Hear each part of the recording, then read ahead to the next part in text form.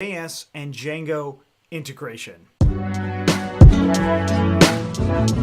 See, the nice thing about React is it can be a very small JavaScript user interface component all the way up to an entire front end. Like you can build a single page application with React. Now you might already know this, and it's part of the reason that React is so popular is it's really easy to build something small all the way up to something big because of how their components work, because they're really, really flexible, and it really extends the power of building a user interface. Now we couple this with Django's backend ability and how you can create models and connect to the database and build a REST API. Those things in combination make a really, really nice project using React and Django. So this is called REACTify Django, and in a moment we're going to go through the walkthrough. But what I want to do is make sure that you check out the description below, because there will be a link to our code, and there will also be links to various sections throughout this video. Now, of course, if you want to watch all of this in individual chunks and individual videos, it's all on our website on joincfe.com/projects. But for the rest of us, let's go ahead and jump in and take a look at the walkthrough now. So here's a quick little walkthrough of what we're going to be building. There's a lot of concepts that are related to more specifically React, but take a look at this. Boom. That is the entire component as it relates to Django. Really, I mean, we have an API, we've built a bunch of stuff, but one line. I mean, I have the API being loaded in through JS and CSS. That's three things that I need to bring into Django that aren't already in Django or required for an API. It's really, really cool. I mean, the next part is the actual component itself is just a few files here, right? It's not that many. And what does it do exactly? Well, if we look at our posts here, we see multiple posts. We have an ability to load more of them. We can create a new one, another new awesome walkthrough post, whatever content. We have a way to set the publish date. We can save it. It clears it out after it's done. We go back, and what do you know? There it is all over again in another new awesome walkthrough post. And I can edit it. I made a mistake on the actual typing or the spelling there. I hit save. There it is. I can bring it back. So one other thing that is awesome about using React is, well, it's not a framework. I mean, I only have one piece here. That's the entire React app. That's how it's rendered. So I can prove it to you, right? I'm going to go ahead and copy it and just do walking.html inside of my template here. We're going to extend, well, let's go ahead and just copy all the React stuff. Why even do it any different? But here we go. We've got base.html, our content, and then I'm going to just jump into my project's URLs here. And I'm going to go ahead and do another template view. What should the template view be? Let's just call it walking. No dots, just kidding. Okay, and it's walking.html. Okay, and then you know what? Let's just go ahead and say loading inside of that. Save it. Saved everything. Go into my Django project. This is a Django project as denoted by going to the admin, right? So I go in here and do walking. No trailing flash, my bad. What do you know? There it is. It's rendered out. It's the exact same thing. React components are awesome, and when you combine them with Django, there's probably no other need for any other JavaScript library, literally, or even a front-end framework. It's really, really that cool. I'm super excited to show you guys, so let's go ahead and get started. There's a couple things that I wanted to mention prior to actually jumping in. Number one, all of our code is on GitHub. That's joincfe.com/GitHub. And you can find it in the REACTify Django repository. And then what you'll also really want to make sure that you're doing is we're using React 16, version 16, and then Django version 2. Those are the ones that I do highly recommend you stick with. If you use different versions, problems will probably happen. Most likely. Maybe not, but most likely. At the very least, just do this so you can get it working and then later change your version. That's what you should always do. The next thing is, if you're not that familiar with Django, which I don't recommend that you jump into this one if you're not, because we kind of skip over the Django portion of this. So go ahead and go to codingforentrepreneurs.com/from0 or joincfe.com/from0. And that will show you generally what you should be doing, at least through step 2 on actually building what we're about to build. Otherwise, a lot of things might be really confusing. That doesn't mean you can't do it, because we're going to go step by step, but I don't recommend it. I recommend that you try these other things out. And if you just want to watch and just rewatch after you do those, that's cool too. This isn't that long of one anyway. So let's go ahead and jump in. All right, so I've got Sublime Text open as my text editor. You don't have to use this, but that's what I'll be using. And I also have Git installed. So if I do Git, it does this. If you don't see that, make sure you install Git. An easy way to do it is the Heroku CLI that will install Git for you. And if you have any issues with that, just let me know in the comments, and I or somebody else will give you a resource to install Git. This is mainly so we can grab the pre-existing project that we're going to be working off of. I wrote out a bunch of code that makes it really easy for us to just jump into this thing without doing too much ourselves. So the first thing is we want to go into where we store our actual development stuff. So I store them in my dev folder. And of course I made that folder myself, which is really easy. Make dir dev, right? Hopefully you've seen that before. Good chance that you have. So we're going to make dir and the REACTify Django project, and then we're going to jump in there. And this is where I'm going to clone my project, or the repository here. And I just clone it into this actual directory. I did it this way so I can actually add in a virtual environment and do all of those things here. The next thing is I'm going to reset it to that commit. So resetting it to this commit means that we're all on the same page.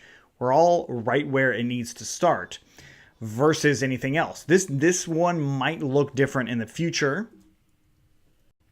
Like those numbers might be different on the official one that you see. That all depends on how things go with the recording and if we have to go back and change stuff.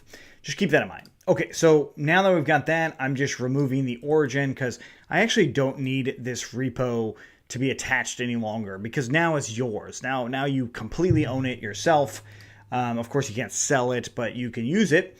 And let's go ahead and go into our virtual environment and go virtual env-p Python version 3. Of course, if you're on Windows and you already have Python 3 in, you probably don't need to do the Python 3 version, but that following period absolutely has to be there. And then I'm going to go ahead and activate this, and then we're going to change into our src pip install-r requirements.txt. And this is actually installing all of the requirements for this Django project. And then after those install, which we can actually do this right now. So I'm going to open up another terminal window and cd into dev, cd into my REACTify Django project, and then cd into src. Actually, I do want to activate my virtual environment still. But something you'll notice is this REACTify UI.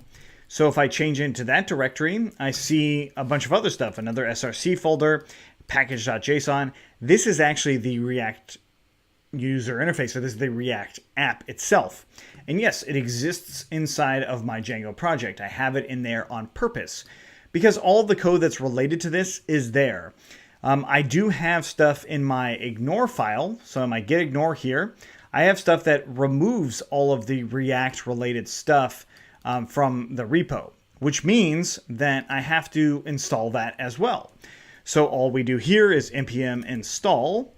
So this also means that you have Node installed, that is Node.js.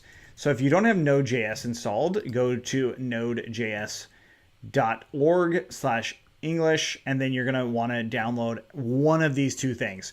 I would recommend probably doing the LTS version, but the current version, the more advanced developer version, that one works fine too.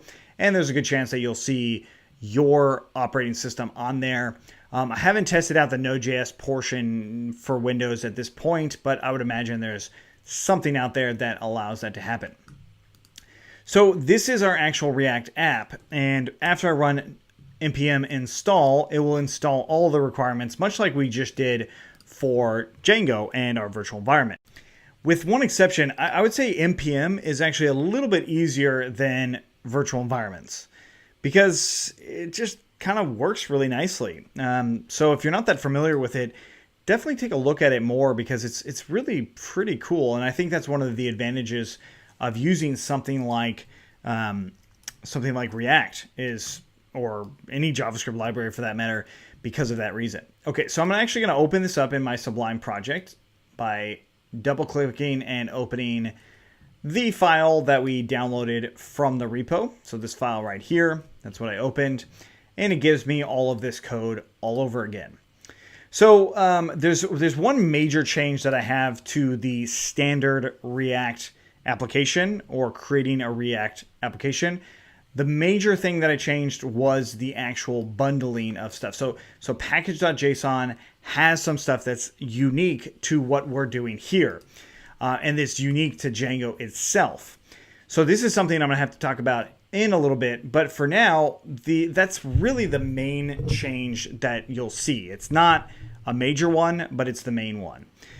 So that's it for actually doing the installations. So now all I really need to do is let's go ahead and run the server, python manage.py, run server. And what we should see here is in our local host, we should see this. Okay, so it's actually working. React and Django are already integrated. There's nothing else that I really need to do because React is just JavaScript. And I already did the integration portion for you because we really don't need to see how it's done. That part's not the hard part. The hard part is actually integrating the content. So the APIs and also allowing a user to post things or do CRUD itself. That's where it gets a little bit more tricky, which we'll talk about in just a moment. So stay with us. So hopefully you have this portion working. If you do, that's great. We're on the right track. If you don't, this section will probably help you understand it just a little bit better. And that is we're going to be using this blog post on our website called Setup React. So once you go to this blog post, you'll see several things on actually setting up your environment for React itself. And it's actually outside of Django altogether. We're going to do that same thing. So let's go ahead and open up a new terminal window. I'm going to go ahead and minimize these other ones. Okay. So we've got our new terminal window here, and I'm going to change it in my dev folder again. And now I'm going to go ahead and say make dir try React.js. We're going to change into try React.js. And we're going to make our own actual React app from scratch. So let's make sure that we have npm and npx. If you don't have those two things, then this isn't going to work. Those are, luckily, they come installed with Node.js. They come in by default with Node.js. So make sure that you install that and make that happen. So in here is actually where we're going to create our app.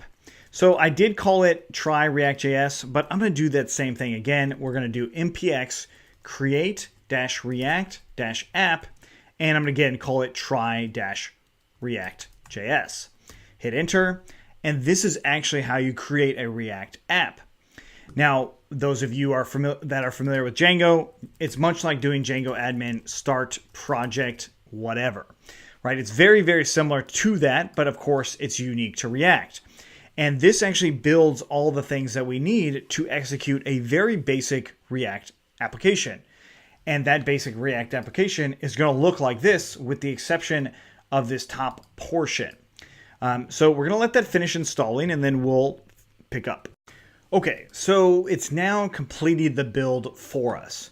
It did everything for this app. So if I list everything out again, I see that there's another folder called Try React.js. I think the guide says a little bit differently, but we're going to jump in there and we list things out. This is actually that root of that React project. This is where we can run all sorts of commands, something like npm run start. And all this does is start the development server for that front end. It just gives us this example. This means that we could actually bring this live and we could bring it out there and it would look like this. This is what that live app would look like. It's a basic hello world. That's what it is. So I can continue to make some changes to it. And that's the other part that's really cool about this is we can come in here in this start. Oh, wait, actually, what I would have to do is let's go ahead and look at the code itself in my dev folder. And we're going to go into try React.js in there, into SRC. And let's just open up app.js. Don't worry if you don't do this part. We're just discussing some things here. I can just change something like this. Just delete that, hit save. And what it does is it automatically reloads it, right? So hello world, hit save, automatically reloads it. It's a little bit different than Django. Django, you often have to restart the server potentially, especially when it relates to JavaScript related things. So that's pretty cool. React allows us to do that. Now that's one portion that's interesting. The other portion is closing out our development server with Control-C and doing npm run build. As it says here, this is a production build. So let's open up that folder and see what happens. So if I run build, I bring up that folder, and what has happened here is a build directory. So this build directory, as it's building out, gives me all of the necessary things to bring this app into production. It gives me an index file, which we can open up in Sublime Text to see what it looks like. Here's my index file. It gives me all of my static files as well. So the CSS, the JavaScript, and any other media files that might be in there, such as images, or in this case, as a logo. And that's it. The cool thing too is that the JavaScript itself is already minified, and it's pure vanilla JavaScript. That's what happens. It gets built into JavaScript itself, pure vanilla JavaScript itself. Pretty awesome. CSS is also minified, also pretty awesome. And another thing is you see these hashes that change. Those numbers actually change. So if we run build again, it's going to remove that entire build, and it's going to build a new one. So this is actually how we bring React.js into production. It's not really that complicated, but it is very useful. Those numbers, it doesn't look like that necessarily changed, but I think it did. It doesn't really matter. The point is there's those numbers, and they will change given that your code changes over time. So that actually does change based off of your code changing. And look at the size of these files. They're really, really small. That's actually really cool. That means that React isn't this bloated application once it's actually created. So it will grow as we add our own code to it and our own requirements to it. But right now, it's just very, very simple. Really cool. We can also serve that development environment and all that. But the reason I'm telling you about all this is not so much of showing you more of the basics of React, but to have a better understanding of how we approach using React with Django in a development environment. So if I go back into my Reactify Django and look at my scripts that I have those standard start and build scripts that we just saw, but I also have another script called collect. Now what this collect script does is it builds a production version of our code. It renames all that code into something that we can reference, and then it actually runs our collect static. It actually runs Python manage.py collect static. And so what that means is it brings it into our static files in Django. Now, if I lost you, that means that you don't know enough about Django. But if I didn't lose you and you're still with me, these scripts are made specifically for that, so we can do both local testing and having a live production environment. Those two things we absolutely have to talk about. Now, are there other ways to go about doing this sort of testing? Yes, we'll discuss it when we get there. But for now, that's it. That's how we actually set up a React application and why our package.json looks the way it does. So in the next one, we'll actually make a change to React in our Reactify Django application. So in that last one, we showed you how to set up your own React app. And in this one, we're going to show you how to change the one that's in Reactify Django and discuss why they're just a little bit different. So let's go ahead and jump into Sublime Text into our app.js. We'll worry about the color highlighting in a little bit. But for now, all I want to do is change this from to getting started, changing the app and all that, and we'll just say hello world. This is now working. Okay, so we save that, and we now made a change to app.js. What do we do? Well, I have my project open. I've got my server running on Django, and then I also have REACTify Django in here. So if I list things out, I'm inside of that React app. This app itself is not any different than the starting from scratch app, with one exception that we'll talk about right now. So if I run npm run build, it will run my regular production build. It builds it, puts it in here, and that's it. It's pretty cool. And I can also run something called npm run collect. Now this is something that we built. If you run npm run collect, this is specific to the REACTify Django process. Now this builds a production version of the React app. It changes the name of it, and then it brings it into our Django project with collect static. So it actually collects the static files for all of my Django project. Right, so inside of static-cdn-local, it actually brought those things in. So it's actually in there. It's actually not any different than what we saw before. The only difference is, as in the names aren't any different than what you may have seen before. The only difference is the code is now different because it says hello world instead of what it did say, which is this, right? So if I open up the JavaScript console with Command Option J, that opens this up. We can go into network and hit disable cache. Another way to open that is view developer JavaScript console. And network disable cache. What that allows me to do is to change JavaScript files with no problem. Notice this didn't reload like it did when we ran the, creating it from scratch. But if I refresh it, it says hello world. Now this is working. And the logo has changed. It's no longer that correct logo. So what is it that happened here? Well, I made some changes to the React app in the sense that I have to make it work with Django.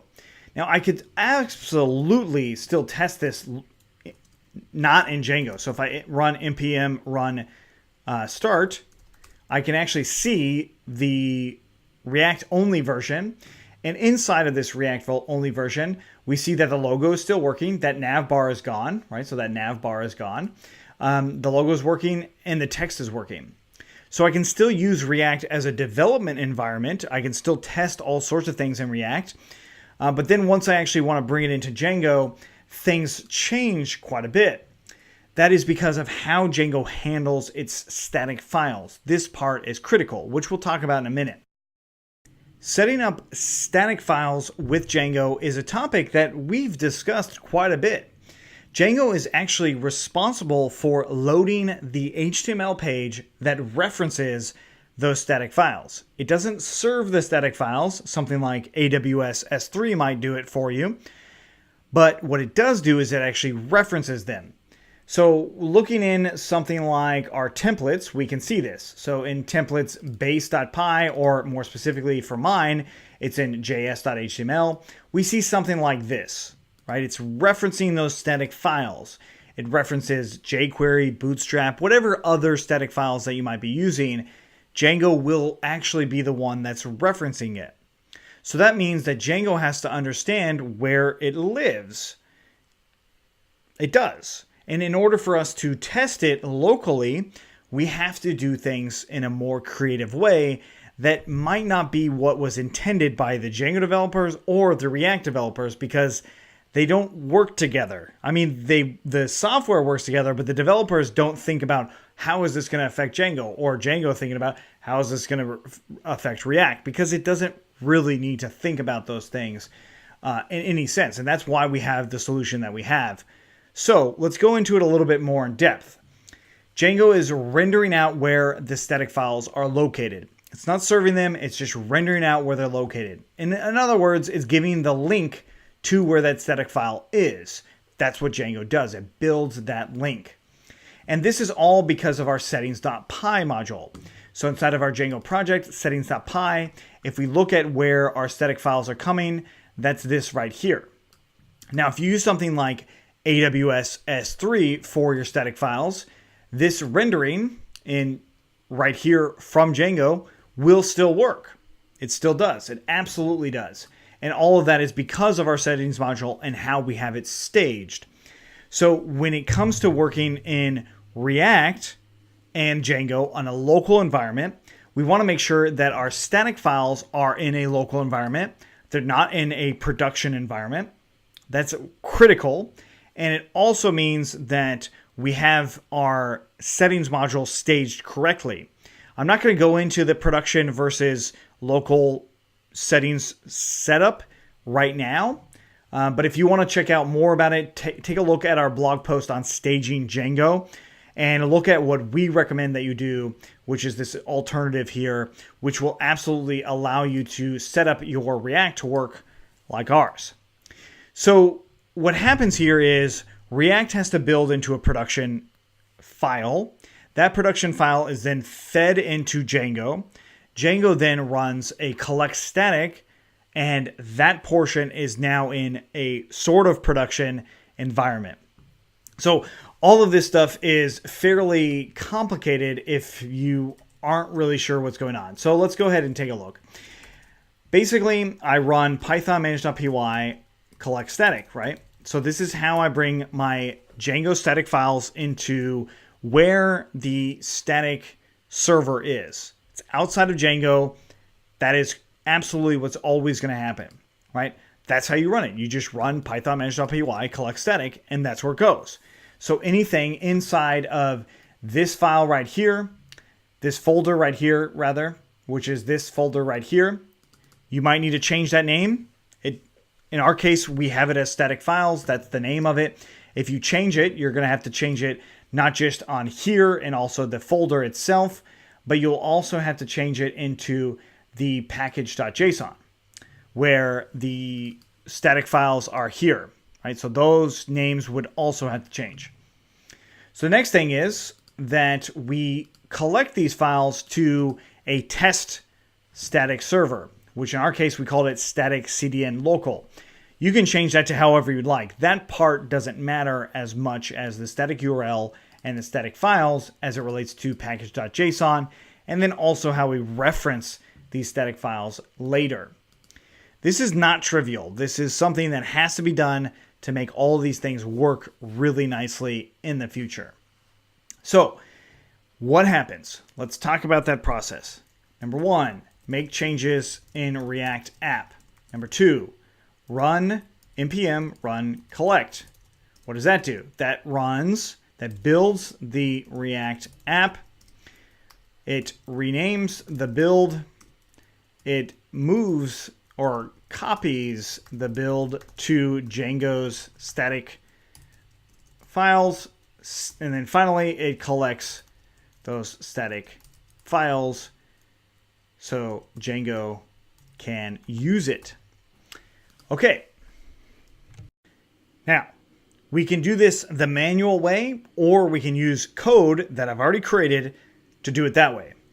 I'm going to show you the manual way by reopening the try React.js from the create React section. So if we go into our dev folder and we go into try React.js, and then the actual app itself, try React.js, and then npm run build. So this is the build portion, right? This is the React portion. We've made all the changes we needed in React. We run build. This is optimizing things. It's there. It's ready. It's done. So if I go in now, I have to actually grab those files and try React and build. Here's those static files. So I have those static files now. I'm going to have to open up my Django project, go into dev, and then REACTify Django, into src, into static files. There's where our static files are. And then into CSS. Notice that it says main1 whatever. I'm going to bring that in. JS, same thing. I'm going to bring it into my JS file. And it has these weird numbers on it. Oops, not into image, but into JS. Okay, so it has those weird numbers in it. No worries. But now I've moved the React build into my Django project. Now I could run collect static. But here comes the problem. If I run npm run build again, what's going to happen is it's going to build a brand new production environment for me. It's going to build completely brand new. And what we'll see is that my static files, well, in this case, they might be the same, but they also might not be. So if I bring this over, it's saying that it already exists. Do I want to replace it? Well, yeah, in this case, I do want to replace it. It was the same. So luckily for us, that one was actually the same as the other one. But that's not always the case. It might change. Why is that important? Well, that has to do with when we actually render out the file itself, we have to give it its real name or the real file name for React.js. So in package.json, this does all of that.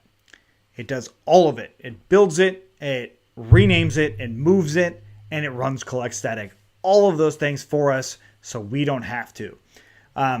That took a little bit of time to figure out, and the reason that I'm not showing you how to do it is because once you see it, it's like, okay, well, cool.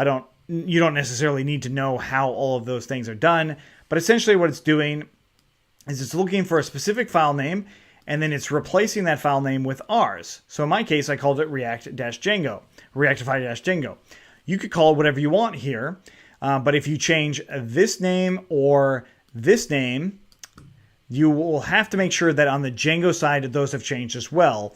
So if it was, let's say, for instance, CFE React UI.js, let's just go ahead and change those, change it here and here.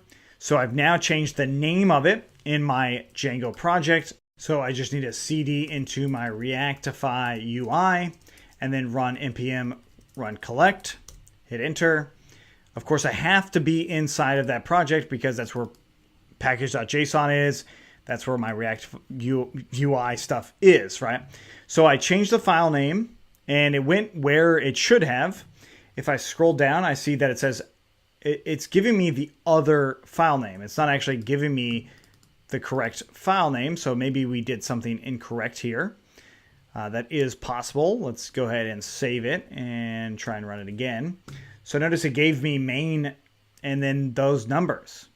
Oh, those actually, So those are actually coming from, not from this current iteration, but rather those are coming from what I did before, right? So when I manually brought them over, that's what that's coming from. But now we see that React-CFE-React.UI is there. We have that other one that we manually brought over, and then finally the one we started with. So I'm actually going to keep it in as Reactify Django, but I'm just showing you how you can change these things. And then also if I change this from static files to, let's say, in dir or in project static, something like that, or let's do in dash. Dash is for the directory. You could change them all like that, and I would try and run it.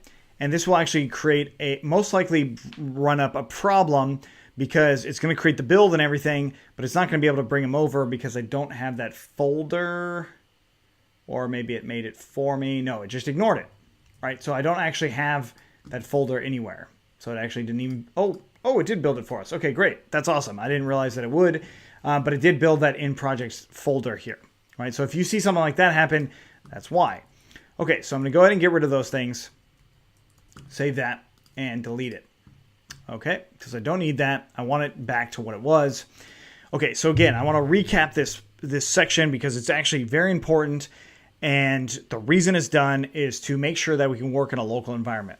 Number one, we make changes to in our React app inside of our Django project, right? So that's React UI. We make changes there. At any time, we make those changes. After we're done with them, we run npm run collect, and then we builds the React app, and then it renames the build from main.whatever-number.js or main.whatever-number.css. And then it brings it over into the name that we decided, and it copies that build to our Django static files, and then it collects that static files into where our static server would be, and then it can run and use it. It's a lot. I realize that. And it's kind of, you might be scratching your head as to why do we have to do this? Why do we have to discuss it? Well, I want you to know about it so that the next portion or the next part of this, the actual building something with React part, is not that hard anymore. I mean, after we do this, it's tedious, but it's something that works, and it works well enough to actually get into production as well. All right, so now we're ready to actually start building things that really deal with integration beyond just the static file stuff. So now that we have the fun process of setup done, it's time to actually work with Django and React in a way that's meaningful versus just collecting statics and building files and doing all that. So what I want to do is run python manage.py, migrate, just make sure my database is created, and then I'll go ahead and run python manage.py, create super user. And in my case, I'm just going to use the CFE user and then a whatever password because we are just testing stuff right now. And with that, I'm going to go ahead and run the server. And while that's going up, I'm going to just mention that inside of our code here, we have an app called Posts, as in blog posts. It already has model. It already has all the Django stuff related and built. And then we have some views in here that are API views from the Django REST framework.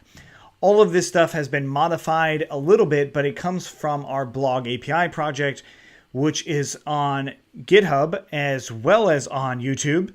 It is an older project and there is an older version. So if you want to go through it, stick with that older version and just learn how all that stuff works. And then come into what we have, which gives us our models, all the database related things that we need.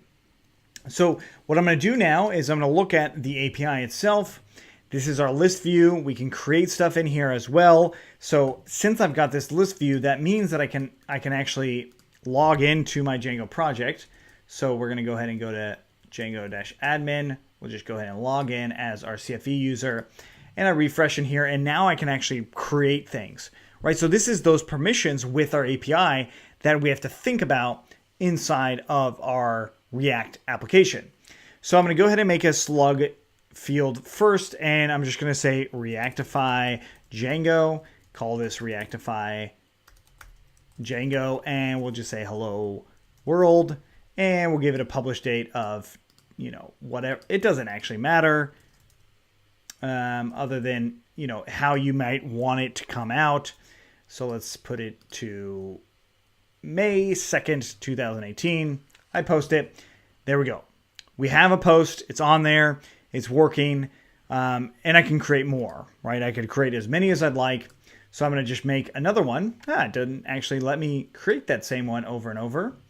I'm not sure. It might. It says 201 created. So let's go back into our posts. And what do you know? It actually is letting me create it over and over. So I've got some issues with the code itself, but that's okay. It's the same post. No worries. Let's go into the admin and just make some changes to it just to make it easy on us. And I'll just say post 2, add a 2 there. And then finally, we will do post 3, add a 3 there.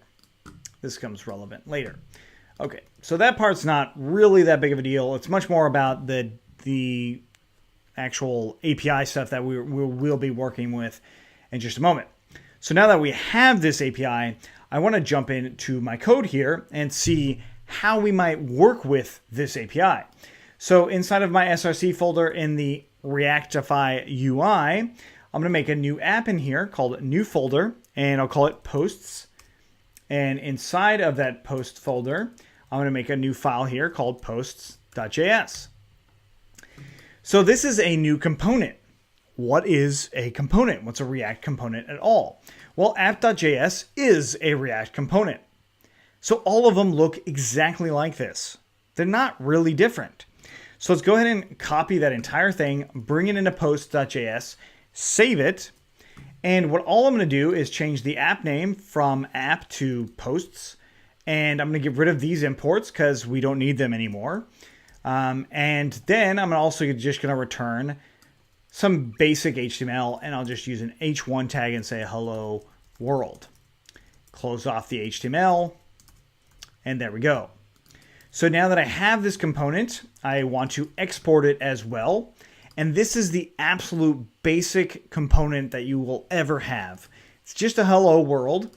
And all I'm going to do is I'm going to import it into my app.js. And instead of all of this stuff here, I'm going to delete that. I'm going to use my posts component, just like this.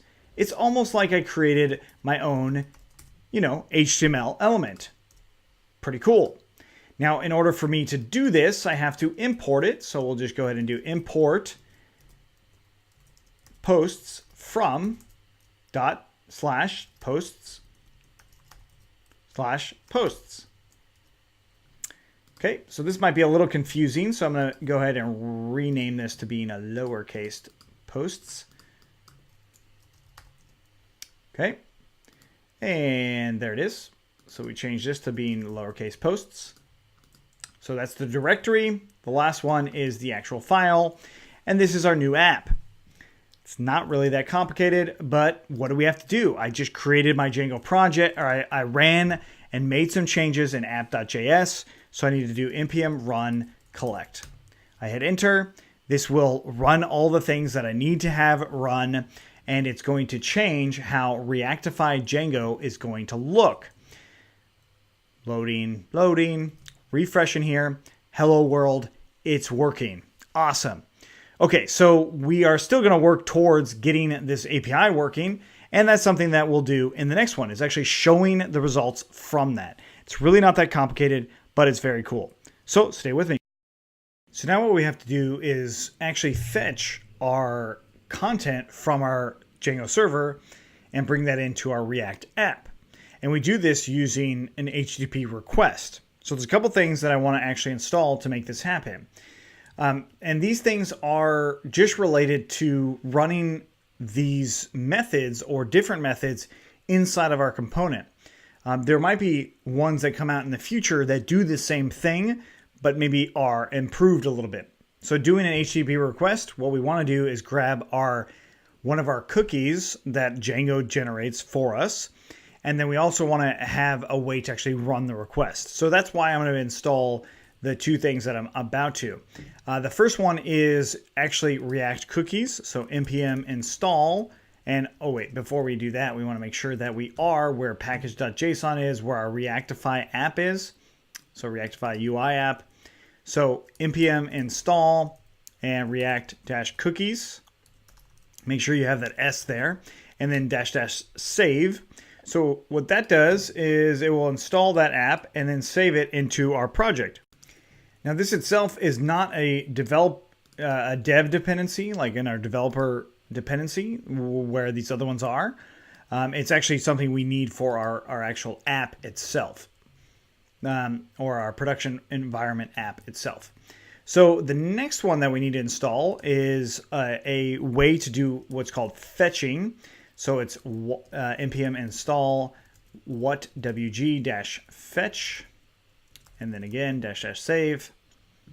That save part will update your package.json for you, which is cool.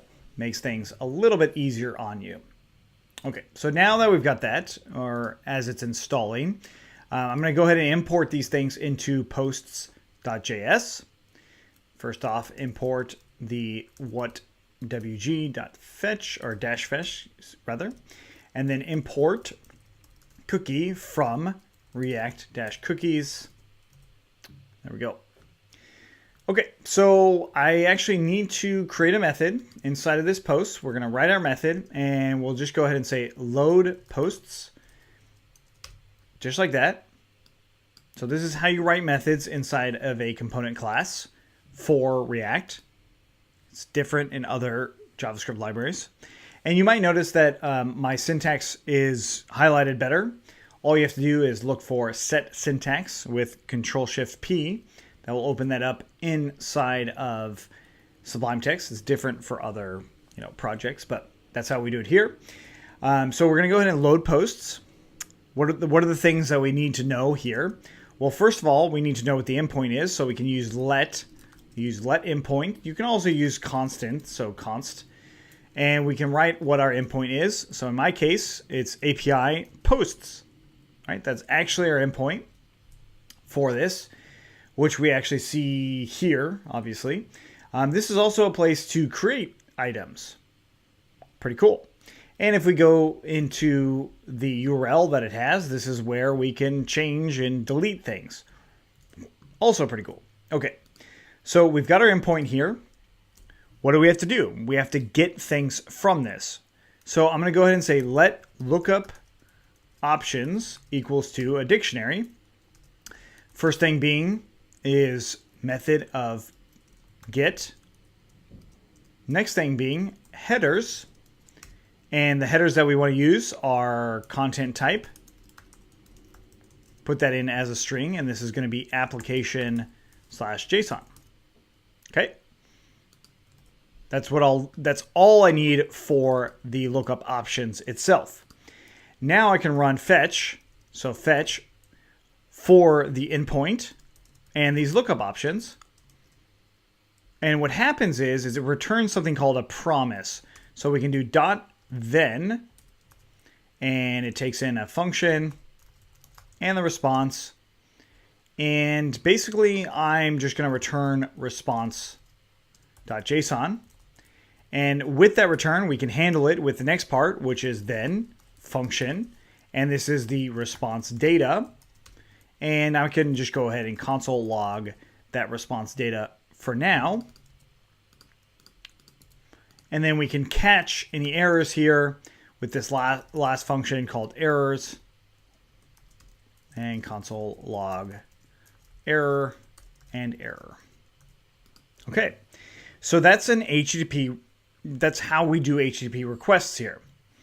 And for us to have this actually loaded when we see this component, as in when we go to our homepage, right? So this says hello world. If we wanted to load when this happens, we can use a method in React called component did mount. And we just call this dot load posts. So the name of our method. This will then call this method and do all of those things. Notice the endpoint is going to a relative request. It's not going to that URL.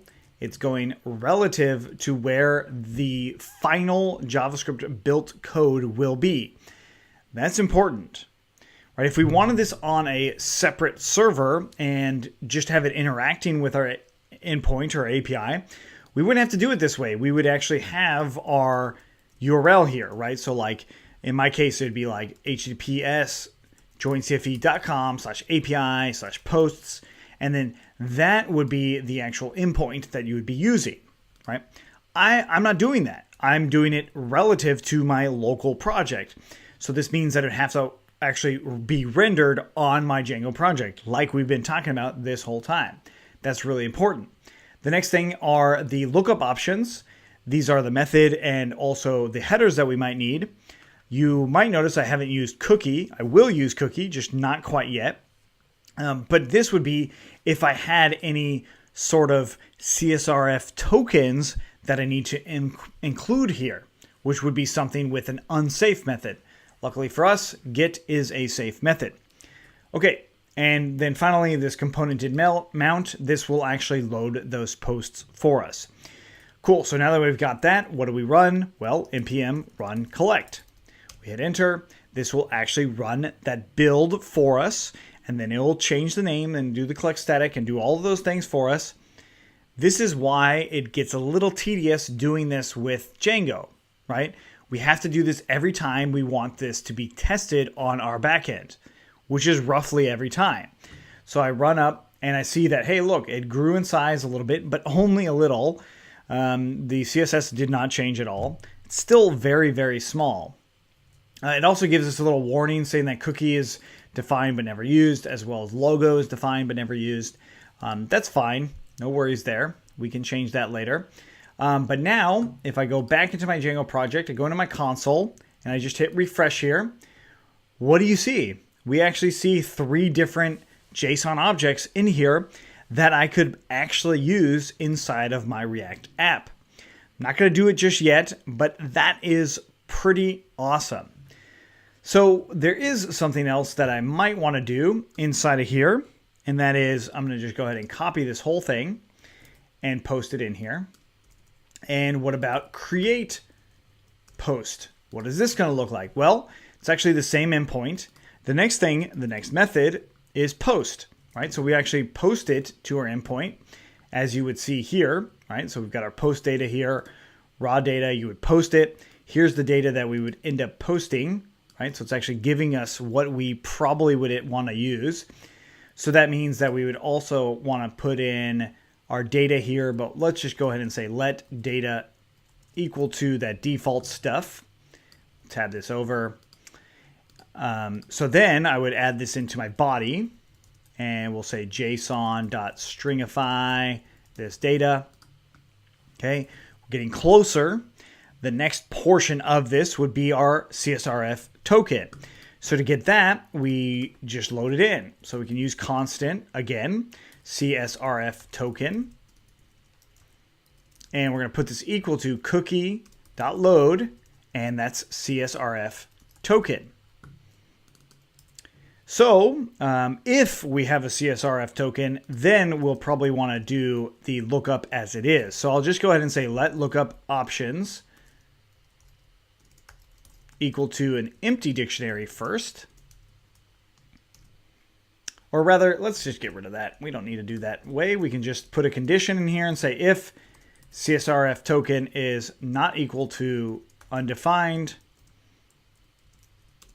meaning there is a cookie in there, it's actually loading, then I'll run that method or the fetching itself. But the last thing is I absolutely, inside of my lookup options, I need to use that lookup token or with XCSRF token. Now this right here is coming from the Django documentation. You can look it up if you need, but that is absolutely something you need from the Django documentation. Notice I'm using CSRF token. I'm not using a JOT token or something like that. I'm using the actual built-in security that Django has, not using any third-party package whatsoever. And then finally, the last thing I have to have here is do credentials. And we would use something called include. Okay, so these lookup options I can absolutely use in my get method if I wanted to. But in my case, I have it in my create method for sure, because you absolutely need to use the credentials for that. And that's it. That now has it set up to actually run post requests. So we actually still have some more things in React that we want to do to make this happen. But if you already know React, then you could know from here, all you need to do is everything else to make that portion work, which is pretty cool. So next what we're going to do is actually make a form to do this and use these elements that we've created. All right, stay with us. React has these built-in attributes that allow us to really augment how we make our components. They're called props and state. So they are similar but different. And I'm going to discuss these differences now so you can see them with the API data that we just used. So the API data is a good example of state, right? The API data might change depending on how we actually go into the backend. Like if we do a new request, the state may have changed and therefore that component might need to change. On the other hand, properties, don't necessarily change for any given component. They kind of are steady. They stay the same. So let's see this with practical examples by creating a new component inside of our posts app. We're going to make a new file here, and I'm going to call this postinline.js. And we can, again, go into our app.js and just copy all that stuff into the post inline. But, I mean, you could also just write all these things out. I just like copying and pasting. Saves a lot more time. Okay, so I'm going to call this app. This is going to be called post inline, and it still extends this component. And it's not going to return posts, obviously. Instead, what it's going to do is it's going to actually return how we want the post to look when we render it here. So I want to have 3 different posts here. I want to actually return a way to make it look like something. And to do this, I'm going to make a div tag as the return. I want to set the syntax to, again, so set syntax to TypeScript. So I'm going to have a div class in here that I want it to return. And I'm just going to go ahead and give it an h1 tag. And I want to give it the post's title. Whatever the title is, I want that to show up here. So this is going to be a good example of props. So let's go ahead and copy this, and inside of posts.js, we're going to import that post inline class from /post inline, right? So it's the same name. We named the component the same name as the file. This is convention. This is just what you'll see a lot. So with post inline, I'm going to come down, scroll down here, and instead of right under hello world, I'm going to go ahead and add in this posts inline. And right off the bat, you'll see that there's this error here. Something with these render components that you need to keep in mind is they need to be contained in their own HTML element. So oftentimes you'll see it like that, where it's inside of a div. In other words, you can't have two of them next to each other like this. You have to have them inside of a div. Luckily, Sublime Text has this syntax of TypeScript React, which will give you warnings when you mess up there, as we do from time to time. But that's where you want to keep things as simple as possible while you go through this. Okay, so we've got our post inline here, and I am going to use this idea of props, right? So what I'm going to do is I'm going to say title equals to, well, what do I want the title to be equal to? Well, I'm just going to do a test title right now, right? Because I'm not actually using the content just yet. I just want to discuss this topic. So I've got this new property called title. I just gave it that property. I can give it any sort of property that I want. This is an attribute that I gave that post inline, right? So that can be used interchanged in this case. But now that I have this, I can actually do something with it inside of post inline. And what I can do with it is inside of this render dictionary here, right above return, we can use something called const again. And then I can use these curly brackets, title equals to this dot props. So what this is doing is with this curly brackets, it's similar to like saying this dot props dot title. Similar to writing that out just like that. But it's a shortcut version of doing that, and it just makes it a little bit easier, and it's convention. So what that also means that if I added another property in here, I could say it like that. And that would be how you would go about running that constant item in there. It just grabs that attribute that's in there with that same name. That's key here. So title ABC will give me nothing, but title actually gives me the property that's on there. Right, so that's actually very important. Okay, so it grabs that title, whatever that name is, and we grab it from here. And then with that, I can actually use it in here with these curly brackets again. It looks like it's redundant. It looks like I'm just copying things. But this is how you actually render any given context in here. So another way, again, going back to like using a different one. So title ABC, this dot props dot title. To use that one, we would just do it like that, right? So all of this stuff is how these things are rendered. And if you're coming from Django, it's very similar to like how the template context works, but it's inside of this return method, right? So we declare it above there. We declare what context we're using. And then inside of that return method, we actually write what that is going to be. Okay, so we save that. We save our posts. And now what do we do? We run our collect. Okay, so I scroll down to the bottom. I run collect. And while that's running, this would be a good time to pause and experiment with render. You can experiment with props like what I have, or you can use different types of things. You can use another constant, say ABC equals to this is awesome, or some Boolean equals to false. You could play around with those things and how they are rendered inside of this method itself. I'm not going to do that. I'm really just sticking to what we've built here. I refresh in here, and what do you know? It actually renders out that data. Pretty cool.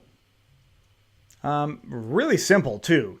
Now, this is what a prop is. It actually grabs it from what is passed to it right here, and it doesn't really change unless this component changes it.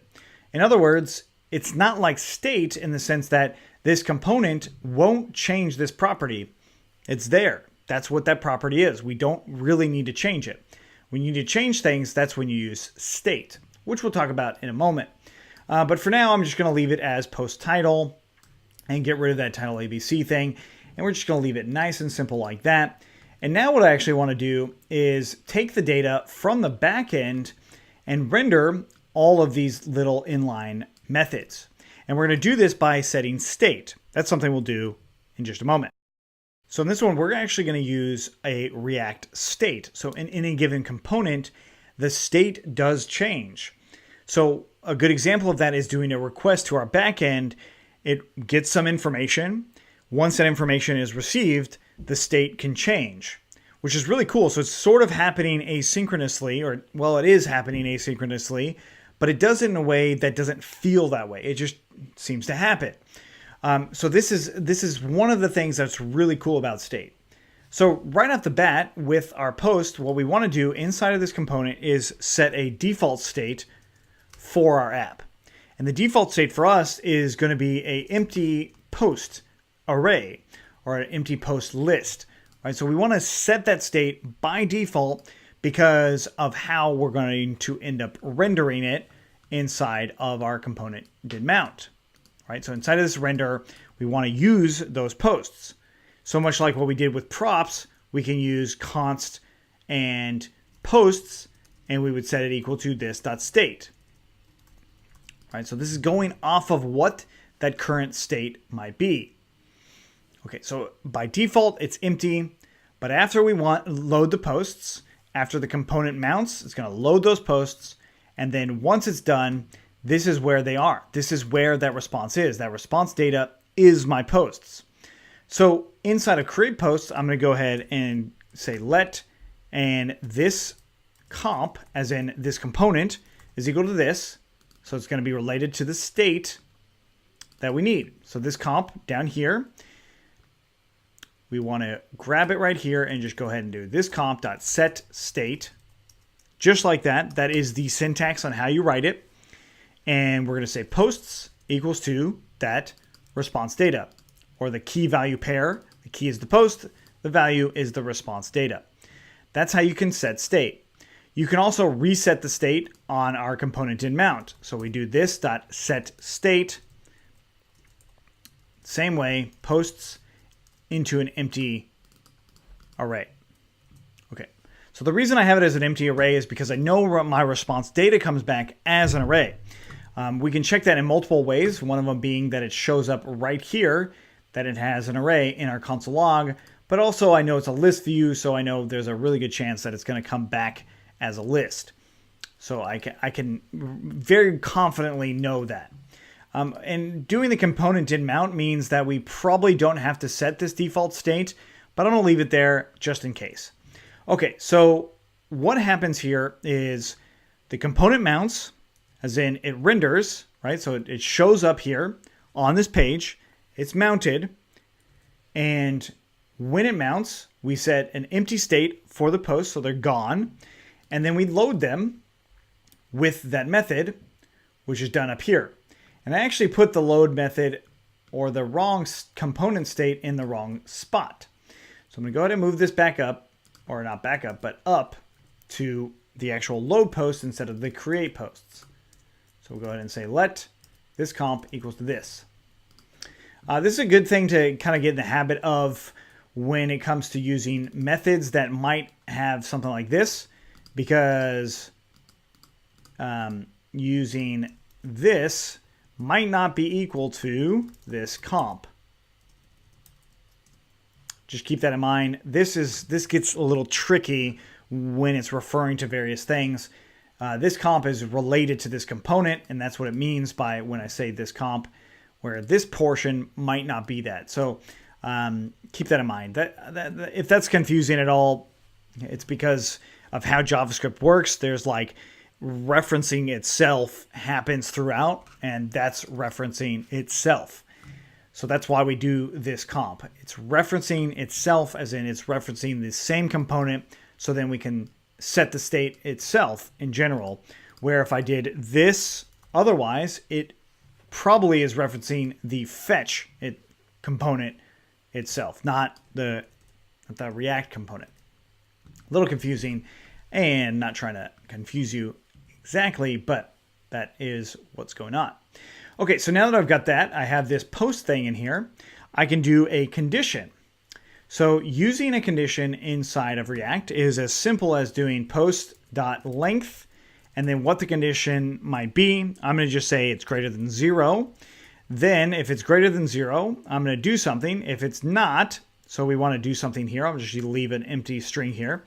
If it's not, then we'll just leave it empty, right? So basically, if we don't have any items here, I can just leave it empty. It's just an empty string. It doesn't have to be anything at all. It could be something like no posts found. So what if we did that? We just do P and say no posts found. And then we close off that P tag. That's cool too. This might not be what I do, but let's just leave it as that for now. The next thing is, after I do this condition, I actually want to iterate through each post. I want to see what this post is. That should make sense, right? I want to load out the different posts, and by using this post inline method, kind of, but I want to show every single post that's there, right? That's what I want to do. And I'll use that method as well. So how do we do this? Well, we do this by using a mapping function. So we come in here, and I'm just going to do posts.map, and we want to do two, just like this, 2 parentheses, and then we're going to come out and do something like that. So we're going to map the individual posts. So we'll say post item and the index, and then the fat arrow into what we actually want to render. So I'm going to cut this out, and we're going to return our rendering. And it's going to be post item title. Okay, cool. So what this means is if the posts exists, then it's going to map out the post item itself, so the actual item in the array, the index for that item, which may or may not be useful for you. And then what we want to do is actually return that value in some method, which in our case, we actually render out the post inline component with that title. So if we save that, we're going to go ahead and render it, collect. We're going to come back into our Django project, still not actually doing anything because it's creating the build. It has to create the build. It has to run collect static. It does all of those things. We refresh in here, and what do you know? There are our actual list item titles that we have. They are 100% there. So our property is working based off of state. So if we added something new in here, like a create method in our backend, and I went in and said another post, something else, doesn't really matter. Actually, that portion might 2017. Come on down. Okay, hit post, and this doesn't automatically update, but if I refresh in here, the state changes, and all that is looking good. So I can actually do something a little bit more robust than this, and that is I can actually send in the post itself. So the post itself I can send in as a property, which means back into post inline, this would be post equals this dot props, and then I would just do post dot title, and then underneath that I can put a p tag in here, and then this would be post dot content. And let's just get rid of that post title stuff. We don't need that anymore. So we save that. We run collect again, and that will change this quite significantly, actually, because we now have our content and our title that's going to be coming through inside of our project. See how this is taking a while? It's not exactly the fastest method, and we're getting property of title of undefined. So we got post saying that it's undefined. It's possible I didn't save everything correctly, which I need to. And it's also possible that this property is not being rendered correctly. So what I might need to do in here is just say post not equal to undefined. Right, so I'm setting a condition here. So it says title of undefined. We want to see if it's not equal to undefined. I do question mark. And then I do another div tag of what it is that I want to put in that condition. And then I use a colon, empty string otherwise. So this would give me, hey, if this post is not undefined, right? So if it's not undefined, then we will render that stuff out. If it is undefined, it will render out nothing. So I kind of took care of that condition itself as well. And then we're going to run that production build, and then it's going to show us everything that we need to see. Okay, there it is. Refreshing here. And there you go. We now have our post, our actual content, and it keeps going. Pretty awesome. I mean, it's actually like pretty simple when it comes to actually rendering out these components. The other part of this is like, hey, well, what if I wanted to change how this post look? That's where I would just jump into this component, and that's one of those key things. That's something we'll do in the next one. We'll actually change the design of the individual post in that post list. So in this one, I'm going to show you how to do props and state in conjunction with each other to just change how our user interface works on a whole nother level. So let's go into our posts app, and inside of here, I'm going to go ahead and make a new one and call it, let's say L class, as in element class. I want to give it some sort of name. So I'll give it a default to start out, and I'll just say card. So element class is going to be card. And this is a name that I just came up with. I'm actually not using class itself on purpose. You're going to use element class. If you wanted to give it a class, you would use class name. That is something that React uses. So like if you were using a CSS class here, you would use class name instead. Which we'll see in just a moment. But what we see is element class. So this is a new property that I added to the post inline. So that means inside of that component, we can grab it. And we'll just do this.props. So this element class, then inside of that div, I'll just go ahead and do class name equals to that element class. And again, we have to render it out just like this. This is how you set any given element's class. So again, we have L class, it's a property, and that's what's going on. That's it. So if I change that, or I save that rather, and run the server or the collect, npm run collect, we'll have it actually build and do all that. But while that's happening, I also want to talk about how to handle a button, right? So we're going to do both things. I want to actually show you how to make a button by being able to change what this card class might be. So in this state, I'll just go ahead and say post list class, and I'm going to give it equal to card, right? So by default, that's what it is. So with that, I'm going to go ahead and put it in my default up here as well. So when the component mounts, we're going to set it in as post list class. Okay. So this render method then means that we want to say const, and we'll do that same post list class, and we'll equal this dot state. Okay. So this post list class is now a state method that we put here. Right? Again, it's coming from state on the main posts. Inline, it's coming from a property. Okay. So we save that, and let's go ahead and just take a look to make sure that that class is there. It's got a nice border around it, which is a good sign that it is showing that card. This is coming from Bootstrap, so it's something that we've already had integrated in here. But basically, I added that class. Notice that class name becomes class. That's a feature of React. So those are definitely all working. So all I really want to do is toggle this class. Remember, post inline has it as a property. Posts has it as a state. So I'm just going to change it from card to nothing. So it's going to just toggle back and forth with that. So what I want to do is just put in a button here, and we're going to call it toggle class. Put in this button. Now, how do we handle click events?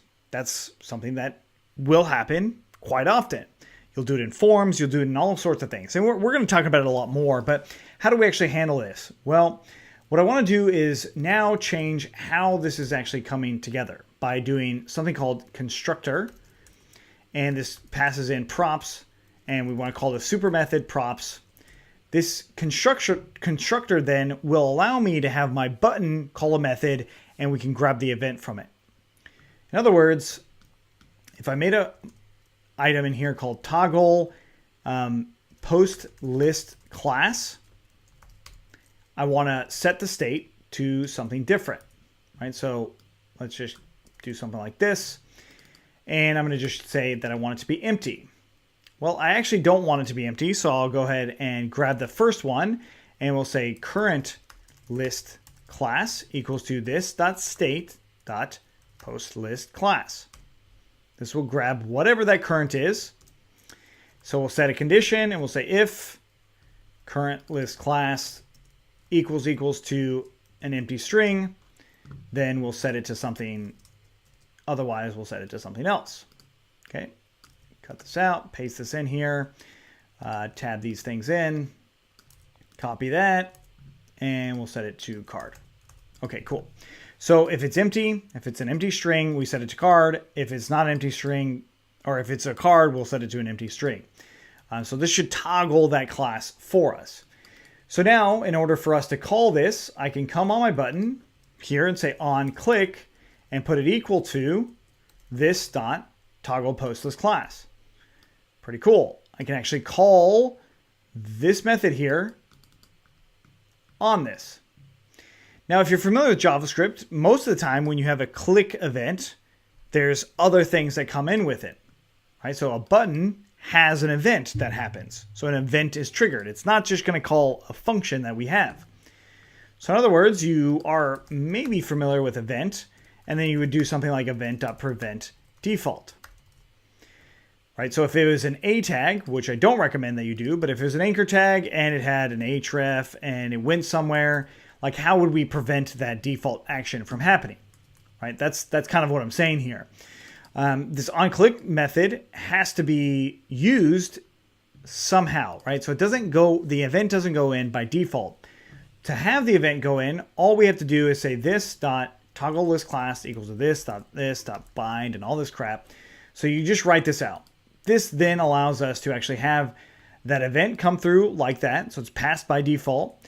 And it also allows us to reference the component with just this. This will grab that component. And now we have a button that should toggle the class.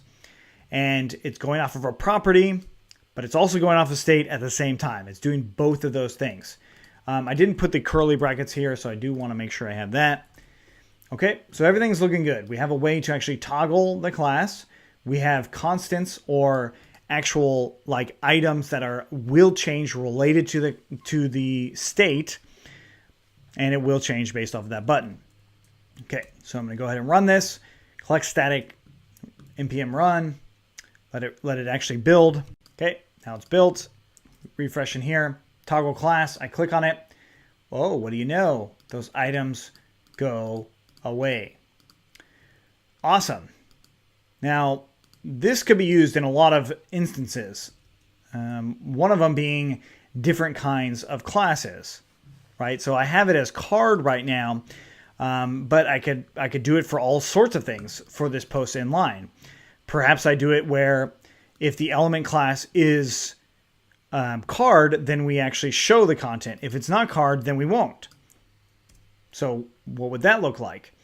Well, we can go ahead and say const show content equals to, well, we can do a condition much like what we did down here. So we can say L class equals to card. And if it does, we can say true. Otherwise, we can say false. A nice inline condition. Yeah, you absolutely can do if, like you could do it this way too. You don't have to do it the way I just did, but the way I just did is the React way of doing it. Cool. So you could do it like that, like what we did with the toggle button, right? But with this, Perhaps I don't want it to be show content true or false. Perhaps I want it to actually have its own class. So in that case, I'll just say dBlock and dNone. So both of these are coming from Bootstrap. dNone is saying display none. dBlock is saying display it. So then this show content here could be inside of this class name, and we put it equal to that show content. This is pretty cool. So that means that it goes from like a list view with just the names to also showing the content. And I mean, if you're coming from jQuery, if you're coming from Angular even, this is like great. Angular, you could probably do a lot of these things as well, or you definitely could. But like on a small component level, like what we've been doing, not so much. I refresh in here, toggle class, boom. You know, like, hey, expanded view, collapsed view for all of them. This could be good for products. This could be good for all sorts of things. Just for rendering out content that's not being shown in many different ways. Cool. One of the huge benefits of using something like React. Obviously, there's a lot more things that you can do with React, or maybe not so obviously, but there's definitely so much more you can do with React. I just wanted to show you a fairly cool way of how this works. So now what we're going to do is shift gears a little bit to see how simple React is, in the sense that I can move this anywhere I'd like. Let's go ahead and jump into Sublime Text and take a look at the react.html. This right here is what's rendering out React. That's it. That one little line. So I actually might not want to call this root. Maybe I want to call this REACTify Django-UI to make it very specific, and I know that this is where it's going to be changed. So in order for me to do this, I have to change it obviously in the HTML that is rendering it, but I also need to change it in index.html or index.js, excuse me, in the React app. And this is this document by ID portion, right? So you just change that part here. And also we're not using the service worker, so I'm actually going to comment that out as well. It's not something we need to do. But this is actually how React renders out our app that we've created. But if you think about the app, app.js is just a component. In our case, that component is just rendering out another component. So that does mean that in index.js, we can use our React DOM to render any number of components that we might want. So if you want little pieces of elements in other places, you can do that. So another example of this, well, let's just show you a basic example of this, and we'll say let my component equal to that item, and we'll just say if that item, we'll go ahead and render it out. There you go, and you render it there. Let's just do another one just to show it. So my component 2, React UI 2. And there we go. And let's just go ahead and say not equal to null to be extra explicit. Okay, so we now have a way to change how this is done. And let's render this out twice. See what happens. And there we go. Okay, just making sure that those were named the same, or correctly at least. Okay, and obviously if I just go back in here, it doesn't show anything. And if you go in the JavaScript console, you're going to see something like this, right? Why is this happening? Well, that's happening because of how the index was being rendered, right? So it was being rendered where it for sure called it, right? If you add this condition in here, that error is not going to show up because React's no longer looking to be rendered. It took me a little while to figure that out, but it is something that's fairly cool to know about if you are planning on going this method. Now, I actually am not sure if this is a very good practice or if this is a practice they intended to happen. In one way, I don't think it's something they intended to happen. In another way, I think it is because of how simple it is to actually render any given component. So if you wanted to change your components here, such as you wanted to just do, instead of app.js, you know, if you wanted to just do posts, you could, in theory, do that. Okay, so I'm just going to do this really quick.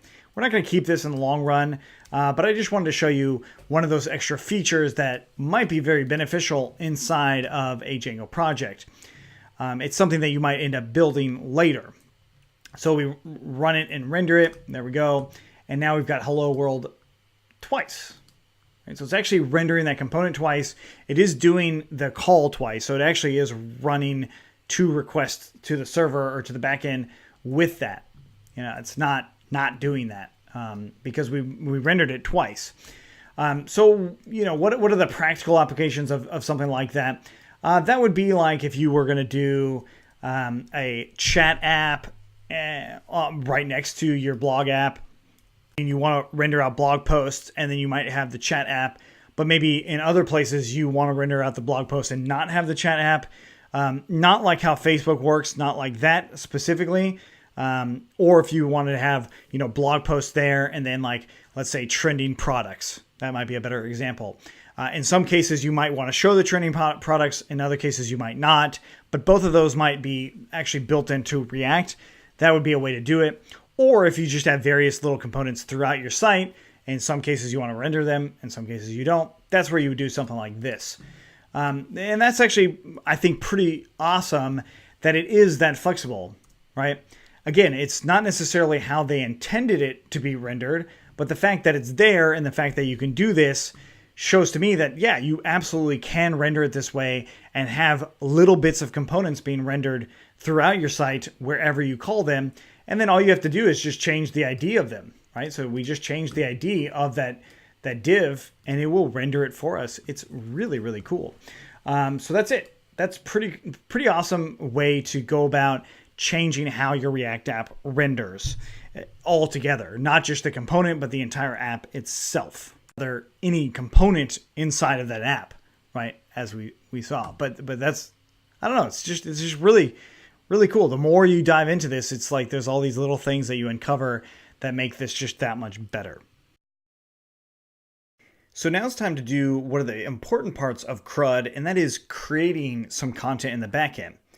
Before we can do that, we actually have to learn how to use forms inside of React. React has its own way of doing it. It's not too dissimilar from other JavaScript related things, but it is its own way. So we have to look into it and how it's actually executed. So what I want to do is inside of my React UI app, inside of the post folder, we're going to make a new file in here, and I'm just going to call it post create.js. And we're going to do some imports here. Of course, we're going to import React, and then the component from React. And then we're going to create our class, post create, and it extends component. And then, of course, what it does is all it's going to do at first is just render, and then we're going to return some sort of element in here. And of course, for us, it's going to be a form element because this is a create form. Notice my syntax highlighting is not great, so I'm going to make sure I set my syntax template to the TypeScript React template. Okay, great. And then now that I've got that, I also want to do export default and post create. So that means that when I go ahead and import this class somewhere else, I can actually import it with this export default call.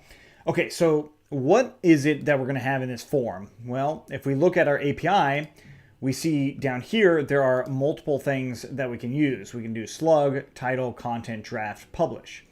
So, I mean, I could even inspect the element here and get this HTML form itself. So if I went in here, copied that form, and pasted it in, this is essentially what it is that we're going to be using. Granted, it's just a little different.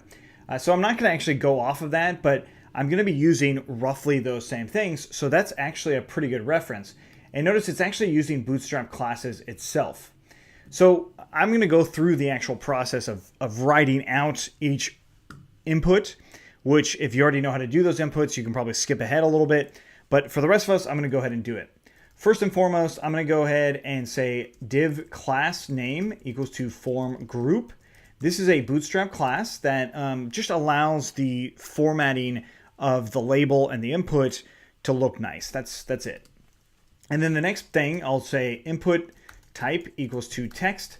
And in my case, I'll set the name being to title. and then the class name equaling to form control, and then we'll just go ahead and say a placeholder and say blog post title, and then we need to close it off. Make sure you have this portion of it. You want to make sure that slash is in there. That's actually critical inside of React. If you don't put it in there, let's just not do it and save it, you get some errors. Now you'll know that if you posted this form in a normal HTML document and opened it up in a browser, you probably won't run into any issues. But React yells at you. A big part of this reason, I believe, is number one, it's actually better practice to close these things off. That's one thing. And number two, it's actually JavaScript that's going to be rendering out this HTML. So it's not like it's just plain HTML being rendered. JavaScript is doing the rendering of that HTML, so it needs to be extra valid of JavaScript. That's an important part. Okay, so we've got the form group here, and then I can also go ahead and put in a title or a label tag, that is, so label 4, and this of course is for the title, so let's give it an ID of title as well, and I'm just going to write the label, whatever label name you want to put here, and we'll just go ahead and say post title. Okay, and then we close off the label, and there we go. Okay, so we can repeat this process for all the other inputs, but let's talk about the inputs for just a moment. So we look in here, we have 5 inputs, right? So we've got slug, title, content, draft, and post. I think we only need 4 of them. Actually, I know we only need 4 of them, and it's the property of how we actually built this. So if you go into the posts folder inside of Django into models.py, you see at the very bottom there's this pre-save receiver function that actually sets the slug for us. So if there's not a slug set, it will do it automatically. I'm going to leave that as is. I'm going to let you decide on how you want to go about doing that, but I'm going to leave it just like that. Okay, cool. So now that I've got this, I'm just going to go ahead and tab it in a little bit. We now have our title form group. The next one will be our content. And instead of using an input type of text, we're going to use a text area. So I'll just go ahead and do text area. And this ID will be content. The name will also be content. And the class and placeholder are, well, they're similar. So we'll say class and placeholder. Instead of blog post title, I'll just go ahead and say post content. And let's close it off like that. So that's not typically how you do text areas. See if there's any errors. Arrows. Doesn't seem like there is. That's good. So we've got the content down. The next 2 are related to, well, draft. And then the last one will be date or publish date. Okay, so draft, we want to change and make sure that all these things are written out. Content, draft, and then changing these accordingly. And draft would actually be a checkbox. So input type for checkbox, and good chance that the label should actually come after it. And more than likely you can wrap the label like this. This puts the label in where you can press on the name and it should tick the checkbox too when you wrap it around like that. The other ones, you don't have to do that. It's really not that necessary for those. Okay, so we've got our draft portion, and then finally our publish one would be a input type of date, and we got to see what the name is, and it's just publish. That looks like that's the name that we need to pass in, so we're just going to call it publish, and I'm going to leave an empty placeholder, or just remove the placeholder altogether. Okay, very good. And then the last part is doing a button. So button class name equals to btn and btn primary. And we'll just go ahead and hit save. Button. Okay, we now have our form. Let's go ahead and bring it in to our main post, right? So where we actually rendered out all of the posts underneath it, I'm going to have this form in there. So let's go ahead and import it in. We're going to import post create from post create, and then we'll render it out right beneath all of these posts. So regardless of if those posts have anything, I'm going to go ahead and put in my post create here. And in fact, I'm going to put it into a div as well. and I'll just give a class name of margin Y, margin top and bottom basically, and give it a good amount of margin in there. Okay, so now that I've got that, let's go ahead and run npm run collect. So we can see it in action. So what it should do is give us a nice form down here right underneath our actual posts. Okay, so it rendered, and I want to make sure I open up the JavaScript console so I'm not keeping the cache in. And I refresh, and what do you know? There is my data. Okay, if I go to hit save, it's going to not actually work. It actually does a GET request to that same URL. That's why you see these items up here. And my draft line is incorrect. So let's go ahead and take a look. I think it actually has to do with this class name here. Get rid of that class name on a checkbox.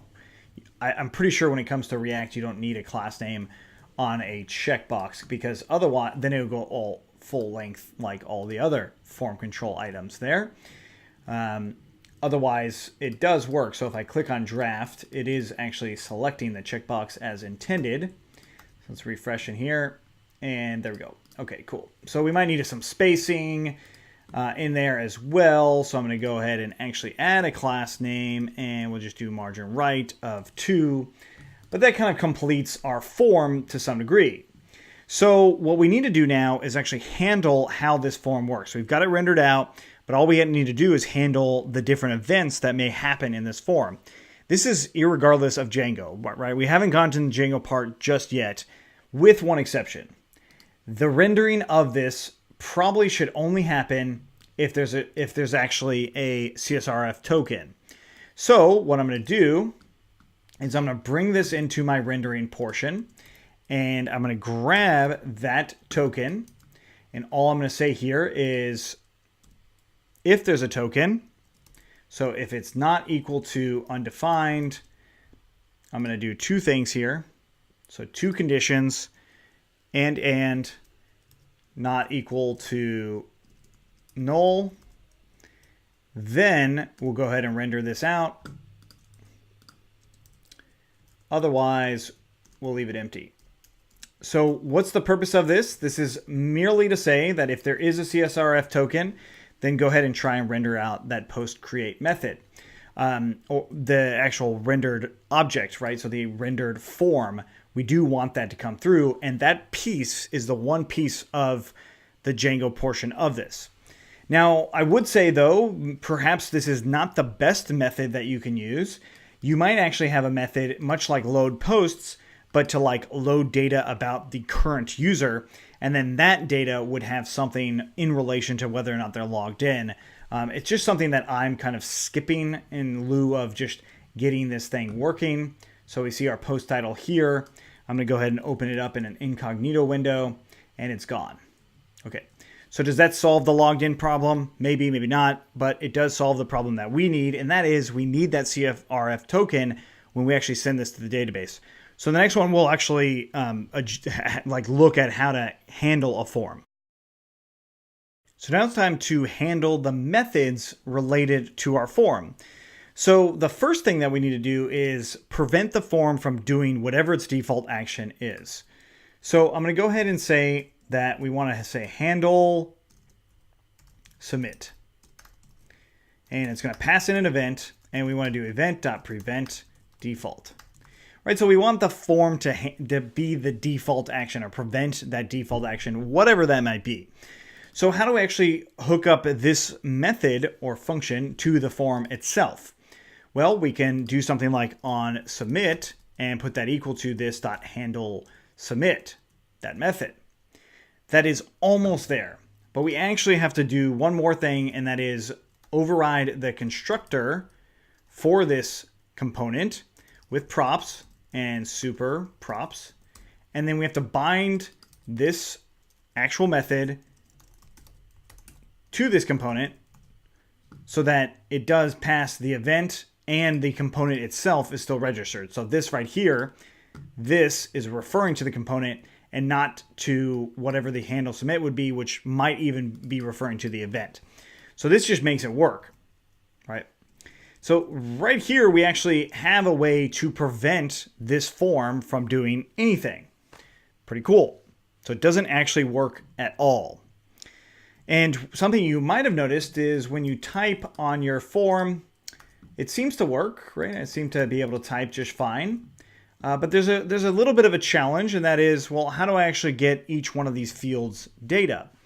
Well, this is where we go ahead and say handle input change. And we can put in an event, and we can do event.prevent default as well. So just like this one, we're going to go ahead and say this.handle input change equals to this.bind this. Okay. And with this is where you could start to repeat yourself too much. So let's go ahead and say on change here, and we'll do this.handle input submit, or input change rather. And this actually handles whenever something's typed in here. It handles that event. Now, what you could do is have a different one for each one. Handle like content change, handle, and then go on for each input. You could have a different actual method for handling it. Much like our form has its own method, why not have each input have a different method as well? Well, that's not thinking in a very dry manner. So instead, what we're going to do is reference things for that input that allow us to set various data related to that input. So what that means is we want to actually set our state here. So I'll go ahead and say this.set state, and what it's going to be equal to is you have to use a block statement first for a key value with what we're doing. So it's event.target.name, as in the name of the field, right, or the input that we're using, and then just event.target.value. So whatever that value is. And all this is doing is it's handling that for each input. Literally, whenever you type something on any given input, it's going to go ahead and render what that value is. Let's go ahead and see this in action. So I'll just do console log, and I'll console log these two things, the name and the value. Okay, so I'm going to go ahead and save that and make sure that our input change is on each one of those inputs. We do have the draft also on there, right? So every single one should be on there. So we save that, and I'm going to go ahead and run collect. Just let that run for a moment. So now that's done, let's go ahead and refresh this page, and I'm just going to type in this title. And what do you know? It says title and what's in there. Draft, I can say draft on. Notice it says draft on versus true. So that is something that we might want to think about. Okay, cool. So that means that handle input change is allowing for all this stuff to work. And now all we need to do is actually send this data to our backend. So handle submit then should take what's in our state. So let's go ahead and do console log this.state. And we'll just take a look at what is actually written in our state, because the handle submit method will actually be the thing that will end up doing it, much like we've seen before in any other form, right? So if you've used jQuery and you've done prevent default and all that, like it's the same thing. So I do this title, I hit save, nothing happens, right? That's the important part here. You absolutely can do stuff on the on-click event, right? So there is an on-click event, and it would work just like everything else. You could put that on that save button. I like having it on the form itself, so it handles the form on a whole nother level, like actually how the form should be. Okay, so now what we want to do is take a look at what that state is, what's actually going on in that state. So let's go ahead and run npm run collect. Just run that real quick. Okay, we refresh in here, and again, we write some stuff, hit save.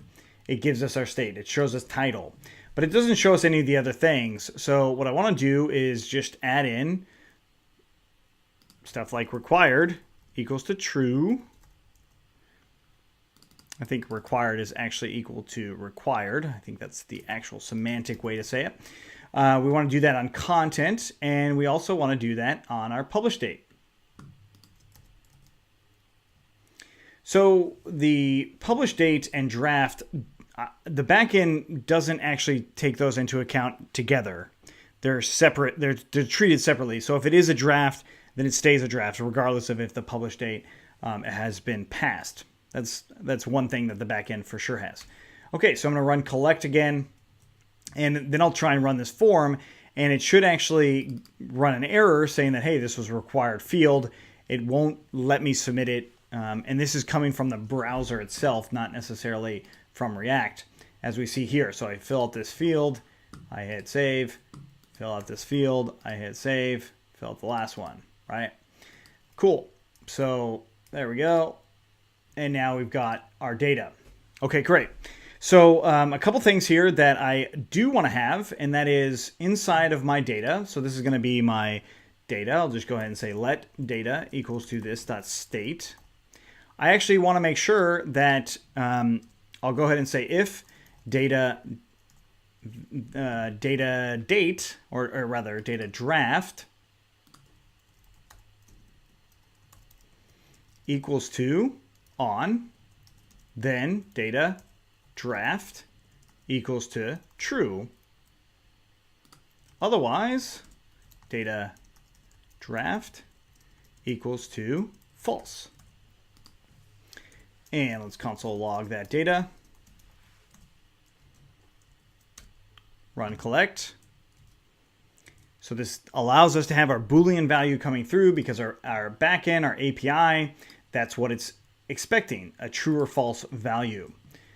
So let's go back in here, refresh, try it again with some random data, random date, and there we go. We've got draft being false. I change it to true, hit draft being true, and there you go. So it starts out with draft being on, and then we change it to true. So there's all sorts of other things that we could do to make this a little bit more robust, right? And that all happens in this handle input change. If we want to validate something about the title, like we wanted the title to be a certain length, how would we do that? Well, we would go ahead and say let value equals to the event target value, and we can say let key equal to event target name, right? So then we could come in here and say if key equals to the title, then we can check to make sure that the value is less than a certain amount, right? So if value.length is greater than, I don't know, 10, let's just do this for an example. We're going to say alert, this title is too long. So we save that. Let's go ahead and collect, run collect. While that's happening, we can still move these things down as key value pairs like that. Right, so that's still doing the same thing with the state, but what this would do is prevent those things from happening. So we probably would not, we would probably want to make sure that there's some sort of condition in here saying, hey, it's good to go, and then you run the state, or then you actually set the state where your handle submit would actually handle the submit. Okay, so let's look at that example and just type some stuff out. Eventually it gets there and it says title's too long. And I can try to type more, but it actually won't let me change it, right? So I'm not even setting the state itself. It's pretty cool. Okay, so there is another thing that we might consider doing, and that is giving a explicit state right off the bat. And that is saying like draft being to false, title being null, content being null, and then finally the publish being null, right? So I might want to have this default state here. You can put it there, or you can put it inside the constructor. It's kind of up to you on that. Either way works, basically. We could set it here. We could also set it on a component did mount method, where we set the state to all of those same things. And this might be useful for if you move your components around, or you have this form somewhere else.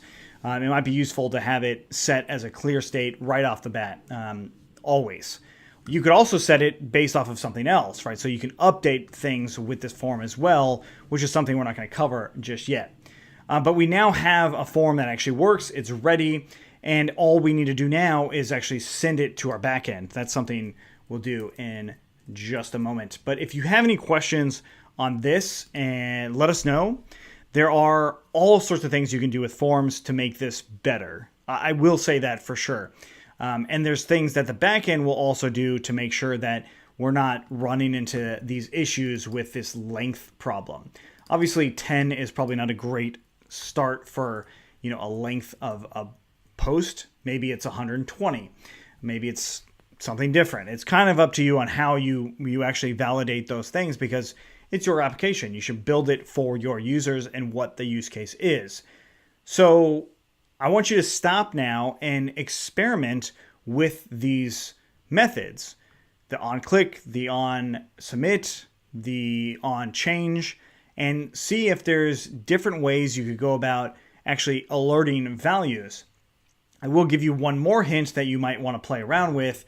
You can have something like errors, and you could actually render out any given error inside of the form group div. Like if there's an error that's related to that, perhaps this would allow you to actually render that out. That's not something I'm going to implement in this series, but it is something to think about, and I think I gave you enough tools to make those things happen, and I think it's a really good little challenge for yourself at this point as it relates to React.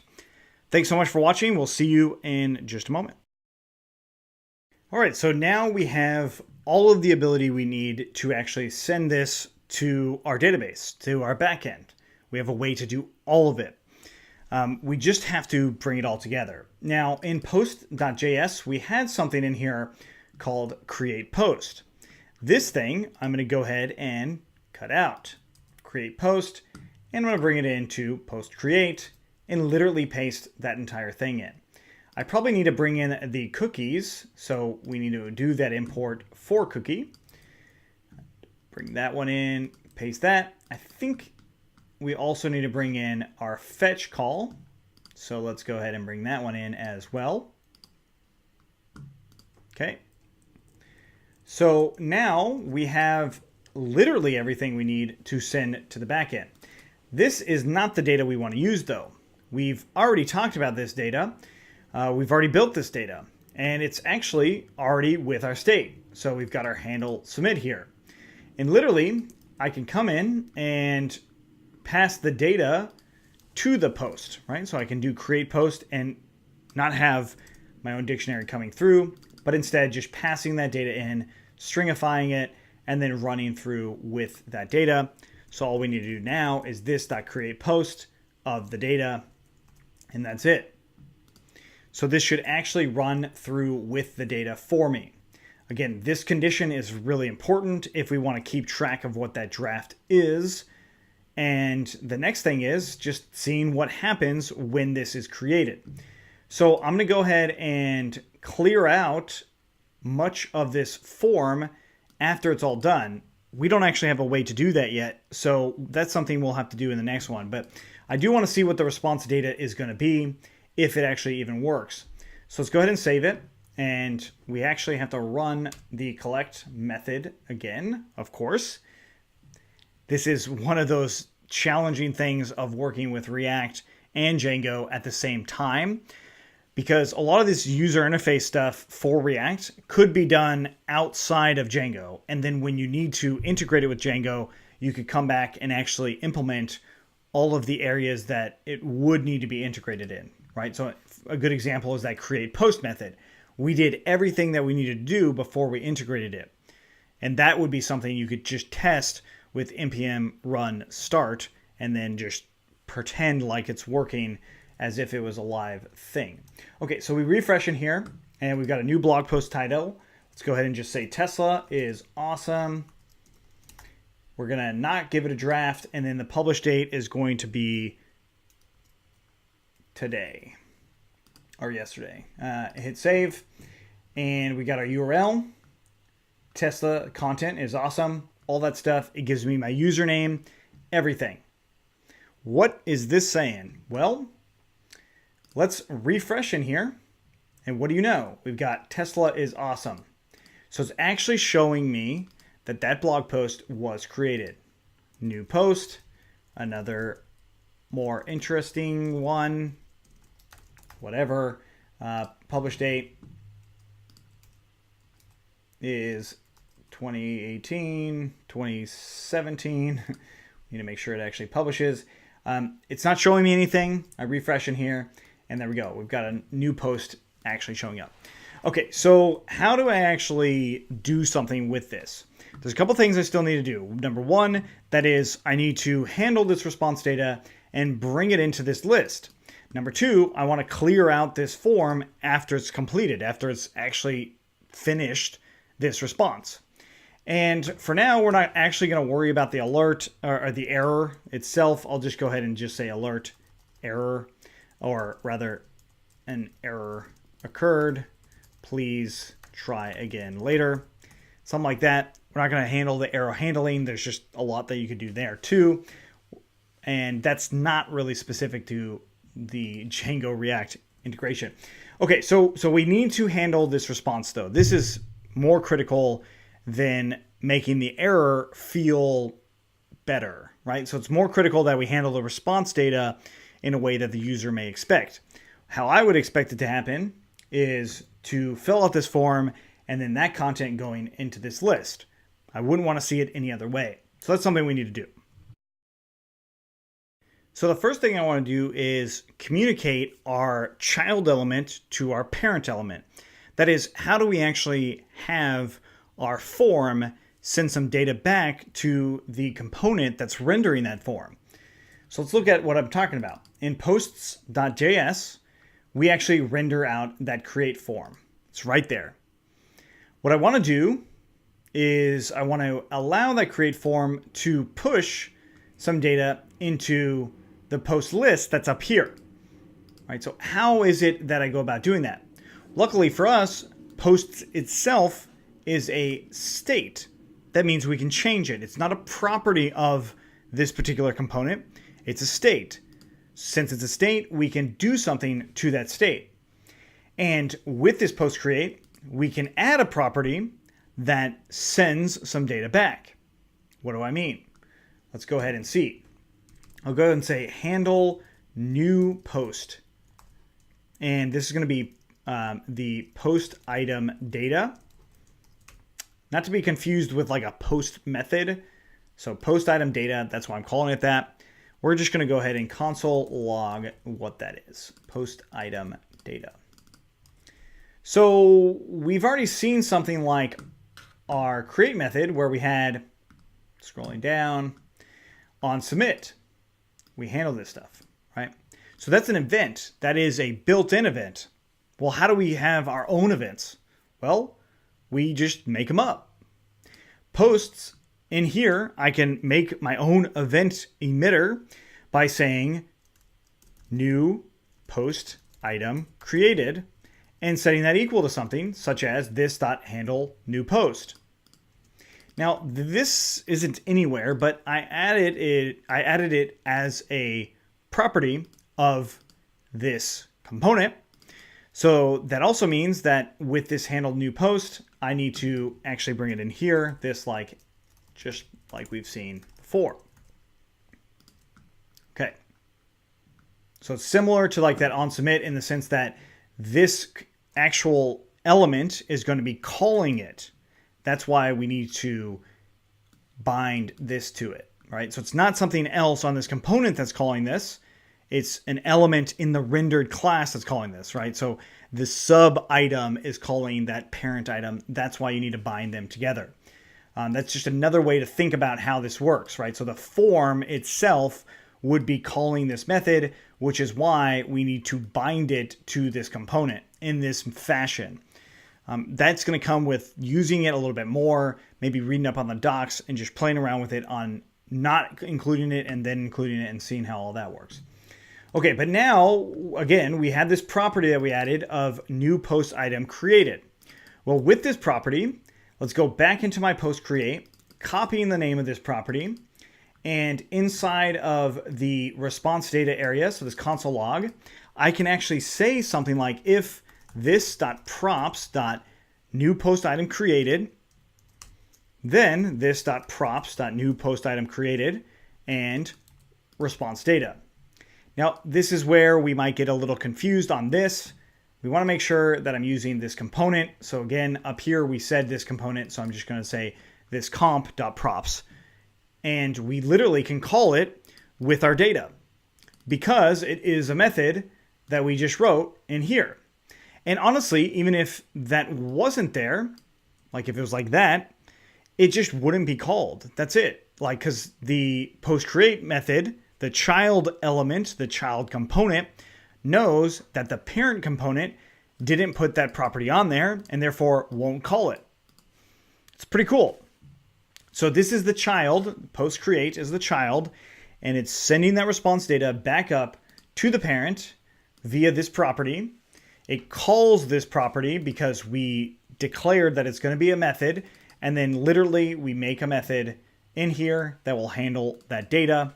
And with that data, we can actually use it to be added to our state, our current state of posts. So we'll go ahead and say this, we'll say current posts equals to this.state.posts, which could be empty, it could be full, doesn't actually matter. It's just going off of whatever that state is. And we want to go ahead and say current post.push, and we're going to push on this new item here. And then we'll just go ahead and say this.set state posts to current posts. You can also use unshift here to prepend it, which we might need to do, but this is how we're going to handle that new post. So let's try it again. We'll run collect. Unshift is much like prepend in Python. Unshift is a very similar thing, but you actually put the index value as to where it's going to go. But now that it's rendered, we got a new post here, and we'll go ahead and say parent to child is working, I hope. We'll leave the draft in there. Doesn't actually matter. The date, so let's go ahead and put a real date in there. 2017, hit save. There it is, parent to child, it went through. We didn't clear out this form, but what do you know? That went through. But it pushed it to the bottom. So that might be good for comments, but maybe not good for posts, or at least how we have these posts currently. So perhaps we want to use unshift. Let's just change push from push to unshift. Save it. Run it. Okay, all collected. Refresh in here. Another one. Some date. Okay, and what do you know? Another one right there at the very top. I refresh it. It's still at the very top. This is actually not how our API would work. Our API should actually order them based off of their published date, but it just doesn't right now. Like, that would make a lot more sense to have it come back as its published date by default. But it's there. It's now, we now have the ability to communicate from a child element to a parent element. And do keep in mind that this could go up another level as well, right? So if we put on this handle new post, the same thing as this props, we could actually send it back up a whole nother level. Now, this is where we get into territory of more efficient use of React by using something called Redux, and also even React's new context property. Things that are getting a little bit more advanced, so that part is more efficient than the way I just mentioned. However, it works, and it works really well, and it's something that you could do pretty quickly. All we have to do now is clear out that form. That's something we'll do in the next one. So now what we need to do is actually be able to reset the form at any time. This is using something called a reference. You might be familiar with resetting forms in other JavaScript frameworks or libraries, but resetting a form in React is just a little bit different. So if we jump into our form, postcreate.js, the form itself, we create something called a ref. And inside of here, we just go ahead and do element, the fat arrow equals to this dot, whatever name we want to give it. So in my case, it's going to be post create form, and I'm going to set that equal to that element. So essentially, I'm relating this element to this reference. This is not the only way to do a reference. There are other ways, which I'll show you in just a moment. But with this, I can do all sorts of things on this create form. I can also create a new method to grab that reference, as in, let's call it clear form. And this would go into this reference, or grab the reference that we just named, and just hit dot reset. That would actually reset the form for us, so we can call this anywhere. And we can call it after the form is created. So this comp clear form, right? That's pretty easy. We can also attach this to a button. So if we come in here and say this equals to this dot handle, just like that, we have to bind it if we're going to use it inside of the rendered class. I could copy the save button. Instead, what I'm going to do is I'm going to call it cancel, and we'll just say btn secondary on click being that clear form, this dot clear form, and both of those should actually clear the form out.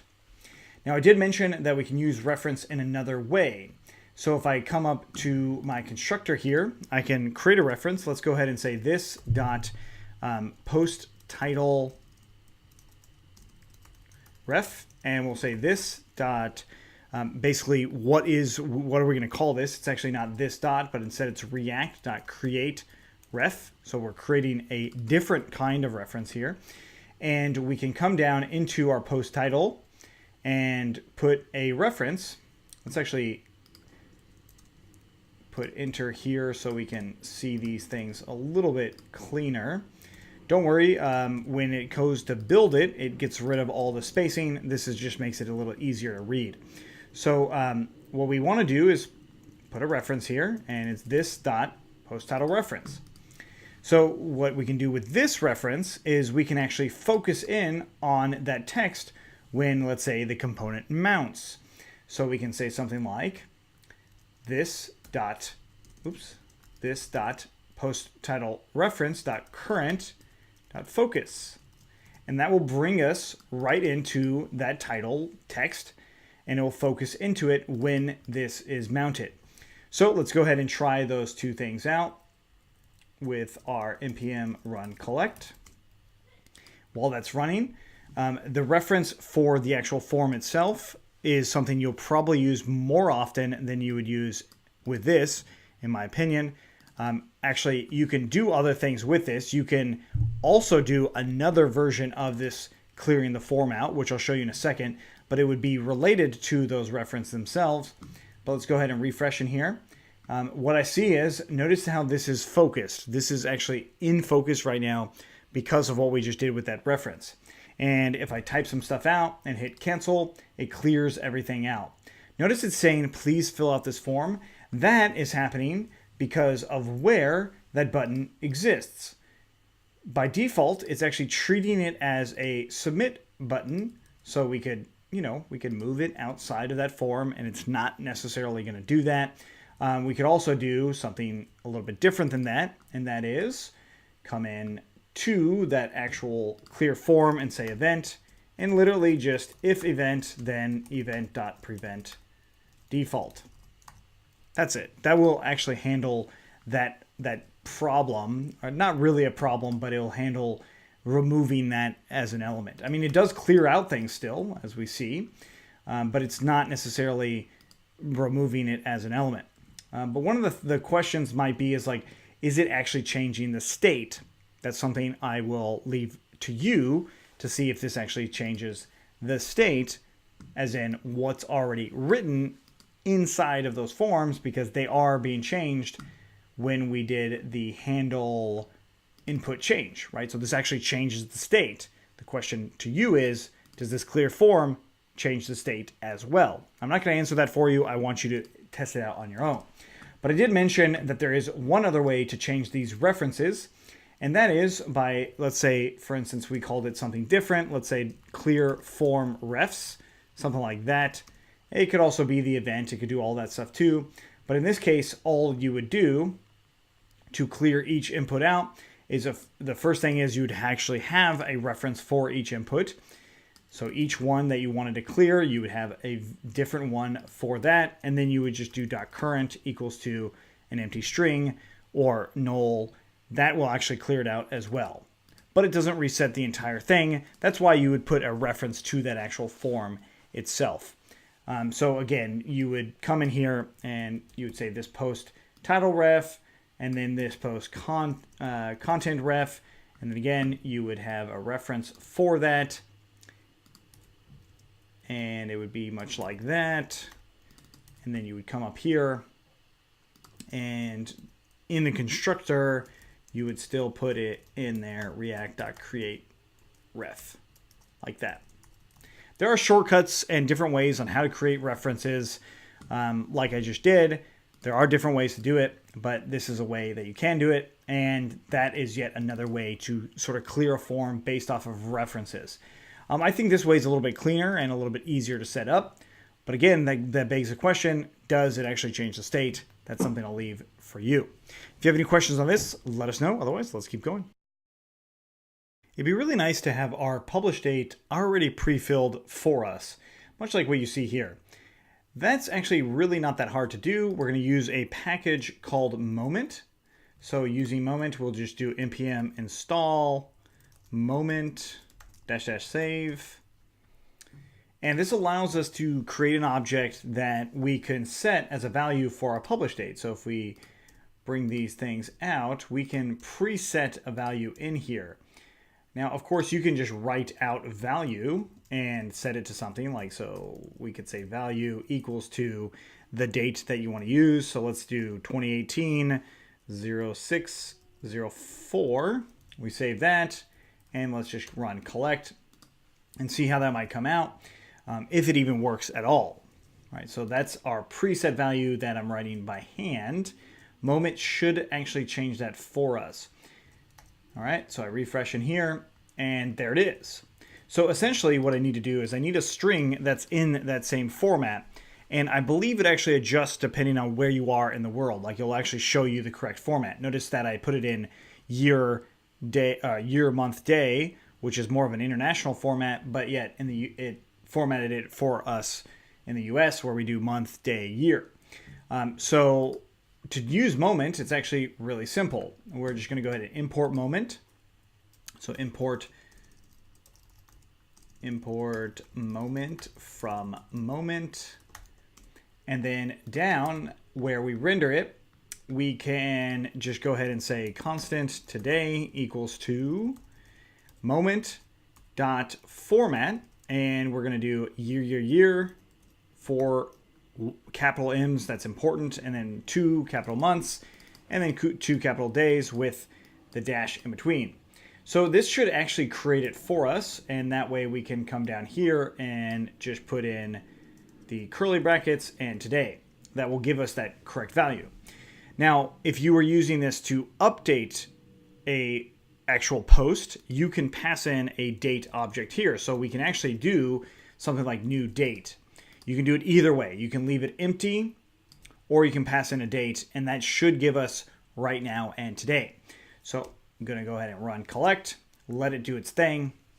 This is actually a really good example of when you would test this out using something different. Like in a React version, you would just run npm start, and it would actually, this is something that would happen right away versus having to collect it and do all the things that I just said, for Moment, that is. So there it is, and it's showing the date. So let's go ahead and just try it out where we change it, change the date to what we want it to be.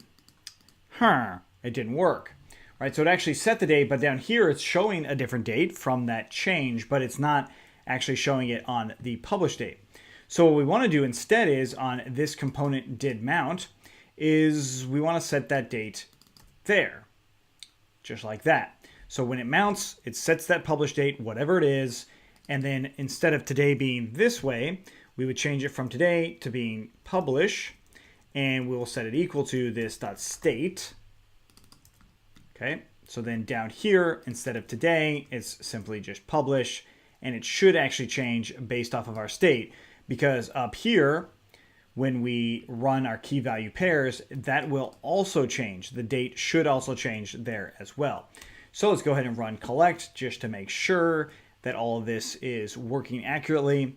And that's where changing or setting the values, that's another thing that should be a little bit of a flag for you, is that if you are going to set the values on any given input, you should set it based off of the state so you can change those values as you had them set. So they're changed based off of the target name as well as the event name, and then you can use those key value or the state values themselves. But this makes it critical to actually set the existing state value of it, because if you don't set a value initially, like when it mounts or even when you construct it, if you don't set that initial value to anything, then you'll definitely run some errors if you're trying to say value equals to some state value, which you can write as this as well. You can absolutely write the state value just like that, and it will work much like as if you were doing a constant like what we have up there. Okay, cool. So now that we have that concept out of the way, do remember that this is mapping. This right here maps to the same thing as state.publish. That is something that might be a little confusing at first, but over time you'll get very used to it. Okay, so now I refresh. I've got my publish date in here, and if I change it, what do you know? It actually changes, and that would also mean that it changes in the back end. I don't really need to test that to make that work.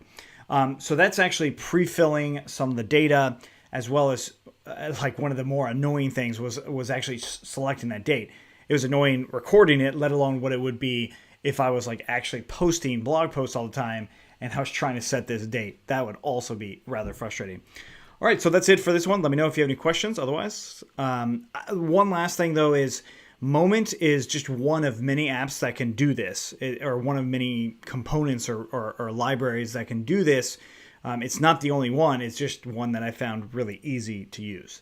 Just keep that in mind. When you pick certain third-party packages, they're not always the best solutions. And that's also true for the cookies one, as well as for the fetch one. You can use all sorts of ones. It's not specific to what I did, and there will be better ones that come out, I think. Moment also might continue to improve, but it is an important note when you're using those third-party packages. All right, we'll see you in the next one. All right, so one of the things that you may have noticed is our draft button. When we go to click on it, you actually have to double click it. You have to do it every single time. So if you come on here, you gotta double click it to do on and off. This is actually not what we want to have happen. And the reason is actually really simple as to why it's happening. If we scroll up to our handle input change, we have this event.prevent default. But if you think about it, when you click a checkbox, that is the default action, is it will show that it's checked.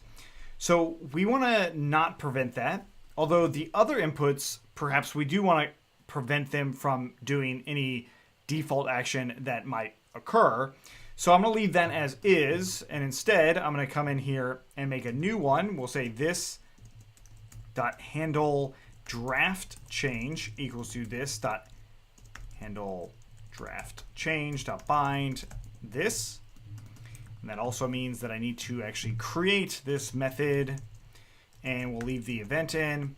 This time I'm just going to go ahead and say this dot set state, and it's going to be the draft and the opposite of this dot state dot draft. So whatever the current state of the draft is, it's going to reverse that. And that's what we see here. We actually see the state being set when the component's mounted.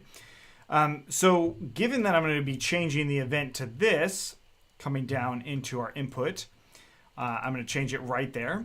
Now that that's the case, I can actually go back into my state here and get rid of this. I no longer need to adjust that data anymore, because how the key value pair is going to work for when the draft actually changes. It's going to be either true or false, essentially. So that's good. And then the next part of this is I can use two different things in here. I could say value is equal to this dot state dot draft. I could also say checked equals to this dot state dot draft. So we're going to try both of them and see what happens. I'm going to cut this out, leave that ID in there. Okay, so let's save it, and we'll run inside of our React app, npm run collect. So what I'm doing right here with respect to React, this is all React stuff. It's actually not related to our backend at all.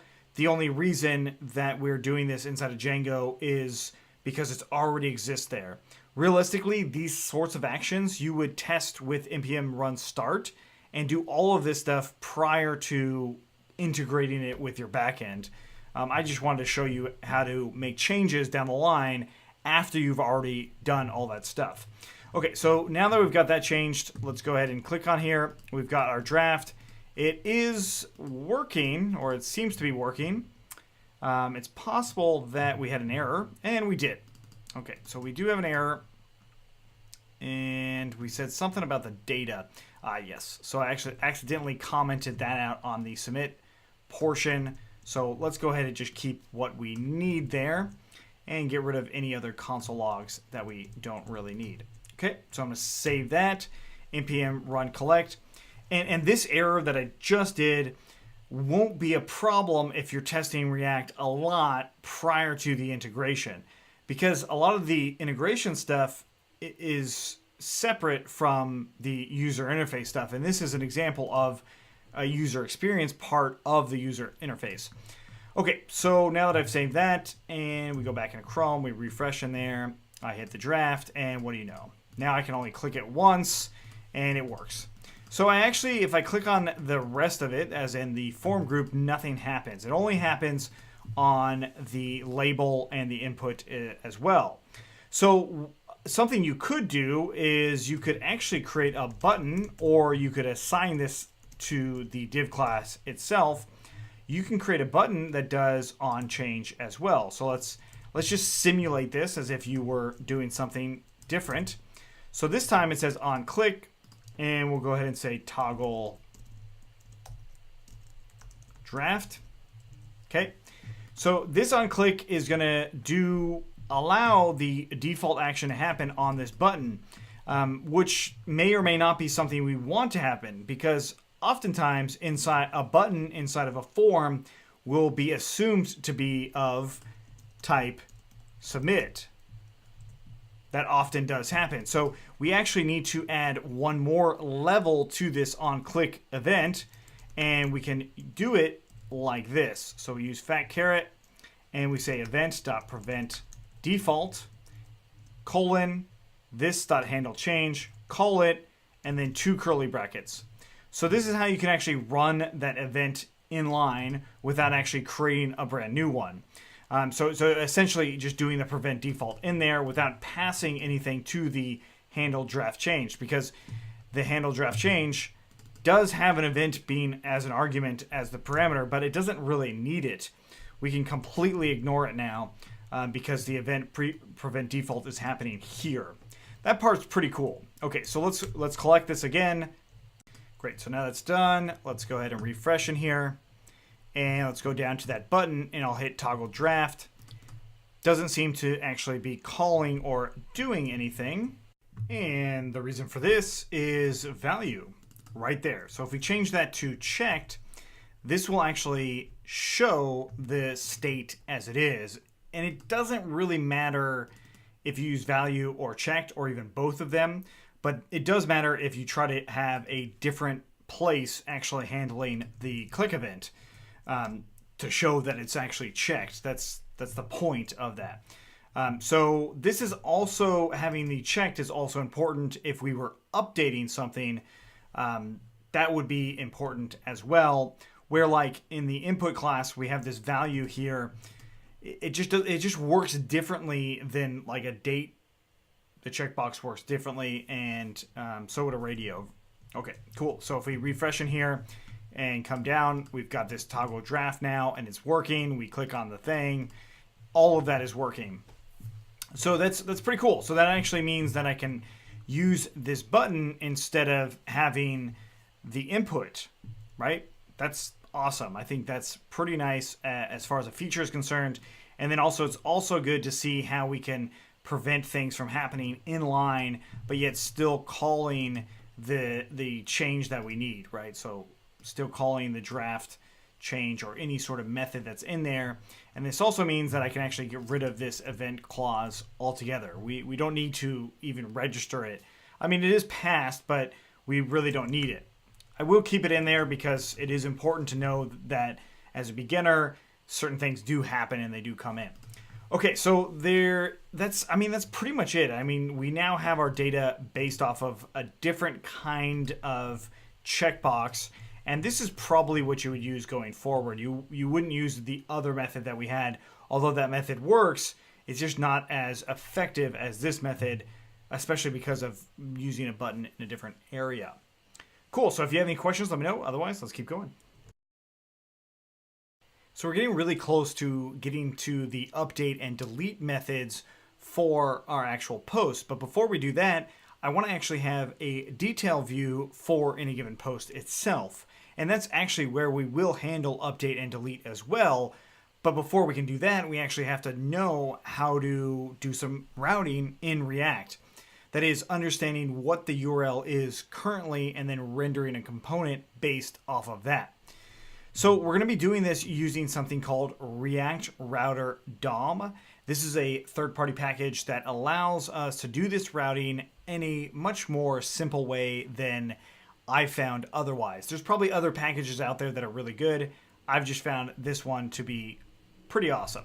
So let's go ahead and install it now with simply jumping into our project, and it's npm install --save react-router-dom.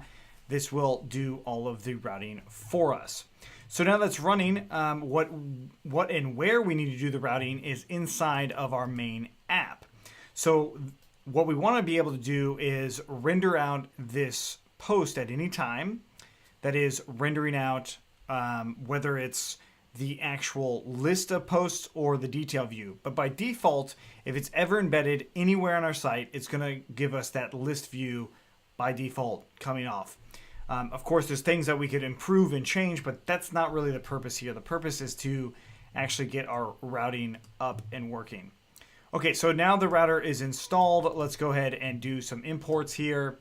I'm just going to bring them in, copy and paste, just like that. So we've got a couple in here: browser, router, route, redirect, and switch. Okay, so the first thing that I need to do is my browser router. So this is going to wrap right around the posts, and let's set our syntax here. So it's going to wrap right around that, and actually we're no longer going to be using posts just like that. Instead, what we're going to do is just route component equaling to posts. Okay, and in fact, I'm going to bring in the switch statement in here as well, which won't be actually relevant until we need to use it.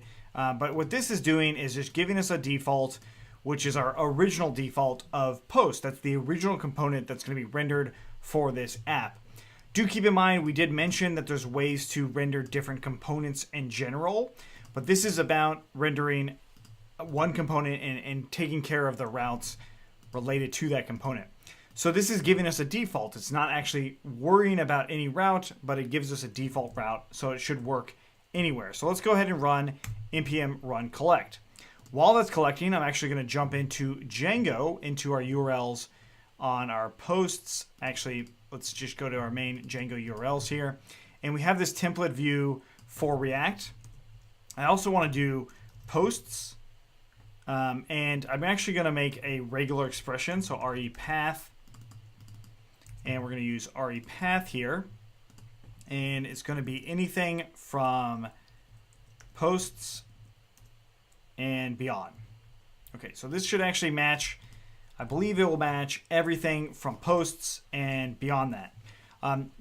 Oftentimes what you'd have is like a slug field here and handling the slug itself, but I'm not going to worry about that. I'm letting posts or React actually handle all of the URLs that are related to posts. Okay, so let's go ahead and check this out. First and foremost, I want to make sure that I have my React stuff working, and it is not. Let's go back into our app. We've router. Little mistake here that says router. That should just say route because it's the default route. Okay, cool. So now that we've got that, let's run collect again. That was just that little error there. And while that's running, we can talk about things here. I'm not going to do it quite yet, but I'm going to do route component, and we'll just say exact, and then we'll give a path. So in my case, the path will be posts. Right? So now posts itself renders in two different places. So what you could do with this component, if you were literally having React do all of your routing, in other words, using React as your single page application, what you could literally do is put a not found component here. That is actually what the documentation for this says. But for us, I want to render posts either way, and that's kind of the point, is because I'm using this in as a mix between React and Django. Okay, so now I've got everything collected there. I can just double check by refreshing in here. It's still working fine. So this is a good start. But let's also go into posts. And that's also still working fine. What if I type in something else? That is also still working. Everything's working as intended. So this is going to serve as our slug field for this particular URL. So we actually have to be able to route what that slug field would be. So I can actually come in here and create a route for it and quite literally put something like that. It's really simple. It's not doing regular expression checking at all. You could do that here, but really I don't recommend doing it. It's just not necessary at this point because of how the rest of React's going to work. It's just a lot easier to just write a slug like this, and then it will actually do the lookup. Okay, so since we've got that, let's actually create a component for that detail view, and I'm going to call it postDetail.js. Okay, and I'll just go ahead and do some copying and pasting here to make life a little easier. And class is going to be called postDetail, and it extends the component. And all we're going to do is render the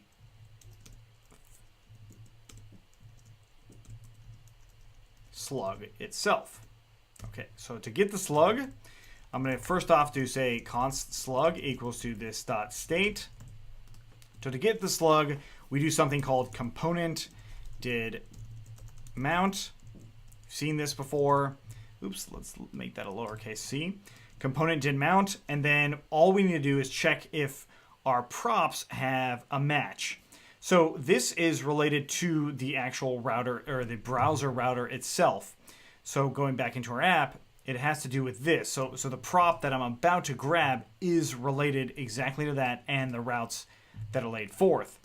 So going back into prop detail, I'm going to say if this.props.match, then we'll just go ahead and say const slug equals to this.props.match.params, and then this.set state slug equals to slug.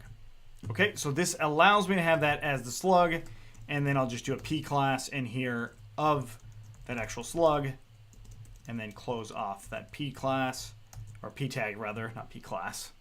That's silly. And let's set that TypeScript. So a couple things here.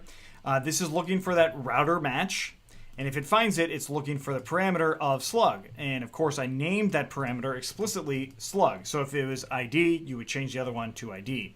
But mine is actually a slug because that's how I've created everything for these posts. That's how it needs to be routed in our front end. I mean, it's more likely to be routed that way. It doesn't have to be. It could go off of ID, but if you look at the API, you don't actually have an ID in here anywhere. You just have slug. So, and it also has a lookup URL as well based off of slug. So it's kind of matching with the rest of the API itself. Okay, so now that we've got this, without actually building this out, I just want to just double check things. I actually want to bring in that post detail component. So going back into post detail, we have to do export default, and that's post detail. And then from that, we are going to go back into app.js. We're going to import that component because we need it to know to route to it. There we go. So this component is now the way it's going to handle this URL, right? It's the controller for this URL. And then it's going to actually render out that component. So again, this is really the basis of a single page application, but we're still using it in the context of a blog list that we can post anywhere. That is still in this context. Okay, so now that we've got that, let's go ahead and save everything and run our collect. So if everything worked correctly, what's going to happen is it's going to not show all of this on this URL. Instead, it's just going to show whatever this is. And that's it. All right, so I'm going to let it finish building. There it is, all done. Let's open up that JavaScript console, refresh in here, and we're getting slug of null. Cannot read property slug of null. Now, of course, that's because it's possible that right off the bat, our state wasn't registered. So let's just go ahead and say slug not equal to null. Then we will just go ahead and say the slug, we'll put it in a div class here. Close off that div. Otherwise, not found. Okay, so just a little change that we had to make. I'm actually gonna double this up and say slug and slug not equal to undefined, just to make things fairly straightforward on us. The other thing is I could probably just set the state right off the bat and not even worried about the match itself and just set the state of slug being null. That might be something that I need to do. And then that way I wouldn't have to put that undefined in there at all. I would just leave it in as slug. Okay, so, or null rather. And now let's go ahead and run that. Hopefully we're going to see either slug or not found and no errors this time. It should be fine now that we've updated how that is actually being rendered. And this is one of those things that you'll just get used to when you're working in state, because it's not a property. This is not a property of that component, right? It could be, but it's not. It's just the state itself. Okay, cool. So now it's running. We refresh in here, and it's still giving us this same error. Well, this could mean a couple things. One of them being that, sure, I'm setting the state for this slug, but I don't set an initial state at all, and perhaps that's what the problem is. It might not be related to any of the things in the component did mount. So we can go ahead and set the state just like this by saying slug equals to null. That's one way to do it. You can also put it in the constructor. And oftentimes I'll put it in the constructor because I end up using the constructor more later. So then I just do this.state equals to, right? So I'm going to put it into the constructor just like that. This should solve the problem for us, and it'll actually give us that slug. So let's go ahead and run it. There we go, all built. Refresh in here, and what do you know? There is the actual slug that we have. So this means that we can do a lookup to our backend based off of this slug. Pretty awesome. So this also means that when I go to that slug on this page at any time, doesn't matter which one it is, it will render out that actual item, and then it would do a lookup in the backend for that. So this is a really good sign for us, because that means that if I link to this, like here, if I just click on that link, it's going to take me to that detail view regardless of where this is actually embedded on. That's critical. The other part of this is actually having a link here so people can copy and share it. And then the detail for it, which will be post/another-item, that should be the detail for that one in particular, that will actually render out. So this is a part of routing. We still have one more piece that we have to discuss, and that is actually doing links in the routing. That's what we'll do next, so stay with us.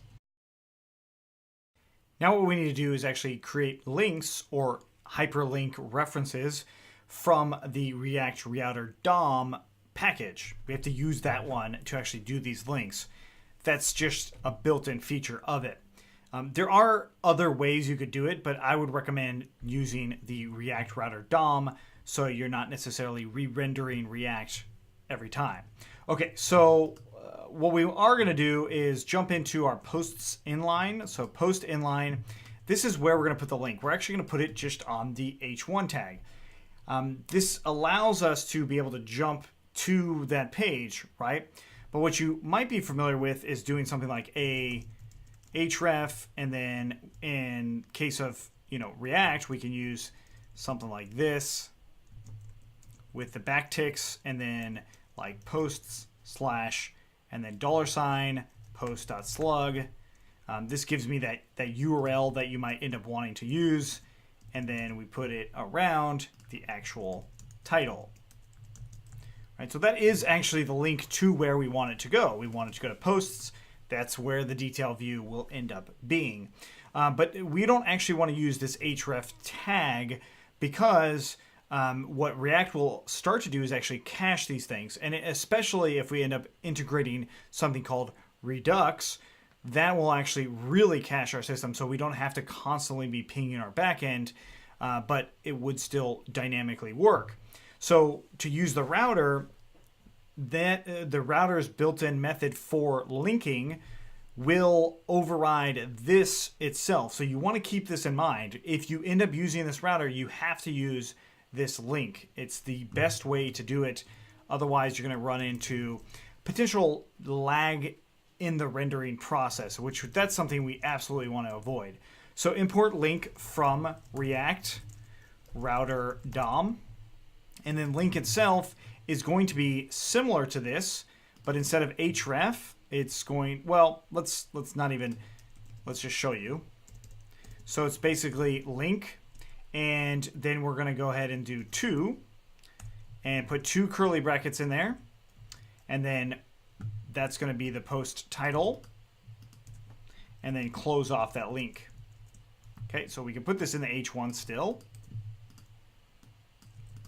Okay, and now inside of this post title, notice there's double curly brackets here. We are just going to go ahead and say path name, and it's going to be the same thing as this, just like that. And then state, it's going to ask from dashboard, and by default, I'm just going to always say false. You can say true, but I'm going to say false because we don't actually know exactly where this is coming from. And granted, yes, I could add some additional items on here, but I don't actually have a dashboard set up, so I'm also going to ignore that as well. But it is a state that I want to set by default. The next thing is maintaining the scroll position. This is another default you'll see. So maintain scroll position, and I'm going to say false. Okay, so you can absolutely go in the documentation and read up on more attributes you can add to link itself, or more properties you can add to link itself. Okay, so this should actually link it to the appropriate slug. Now what I'm going to do is just comment out, or actually not comment out, but delete the other one, the one that you might have thought of how you would do it. And now I'm going to go ahead and run npm collect. So obviously I want to make sure that it builds, and I believe that it will. We shouldn't have any particular issues here. So it did build, that's great. But while we have this actually running, I'm going to also add this into the post detail itself, in the sense of bringing it back to my posts. I'm just going to go ahead and copy and paste something in here inside of where this div is for the slug itself. Link, and that just takes us back to posts. So we could have this in as its own. So we'll just say class name equals to lead. This might not be what we end up using for that link. It probably won't, but this is where you would do something like a breadcrumb, so somebody can actually go back to the posts altogether. Again, it's just about thinking through what a user would end up doing and building our things appropriately. Okay, so I actually should have the links built, and there they are. I have links here now, so if I click on it, it takes me to that detail view, and it shouldn't necessarily reload anything because React is just rendering it and it's going to change the URL. So the page itself won't actually reload. This is why this is one of the many reasons React is really cool. So it's really just changing the state of the current document and changing the URL, but it's not actually re-rendering the page like a lot of links end up doing. that's something that's really, really cool about React DOM, or router, React Router DOM rather.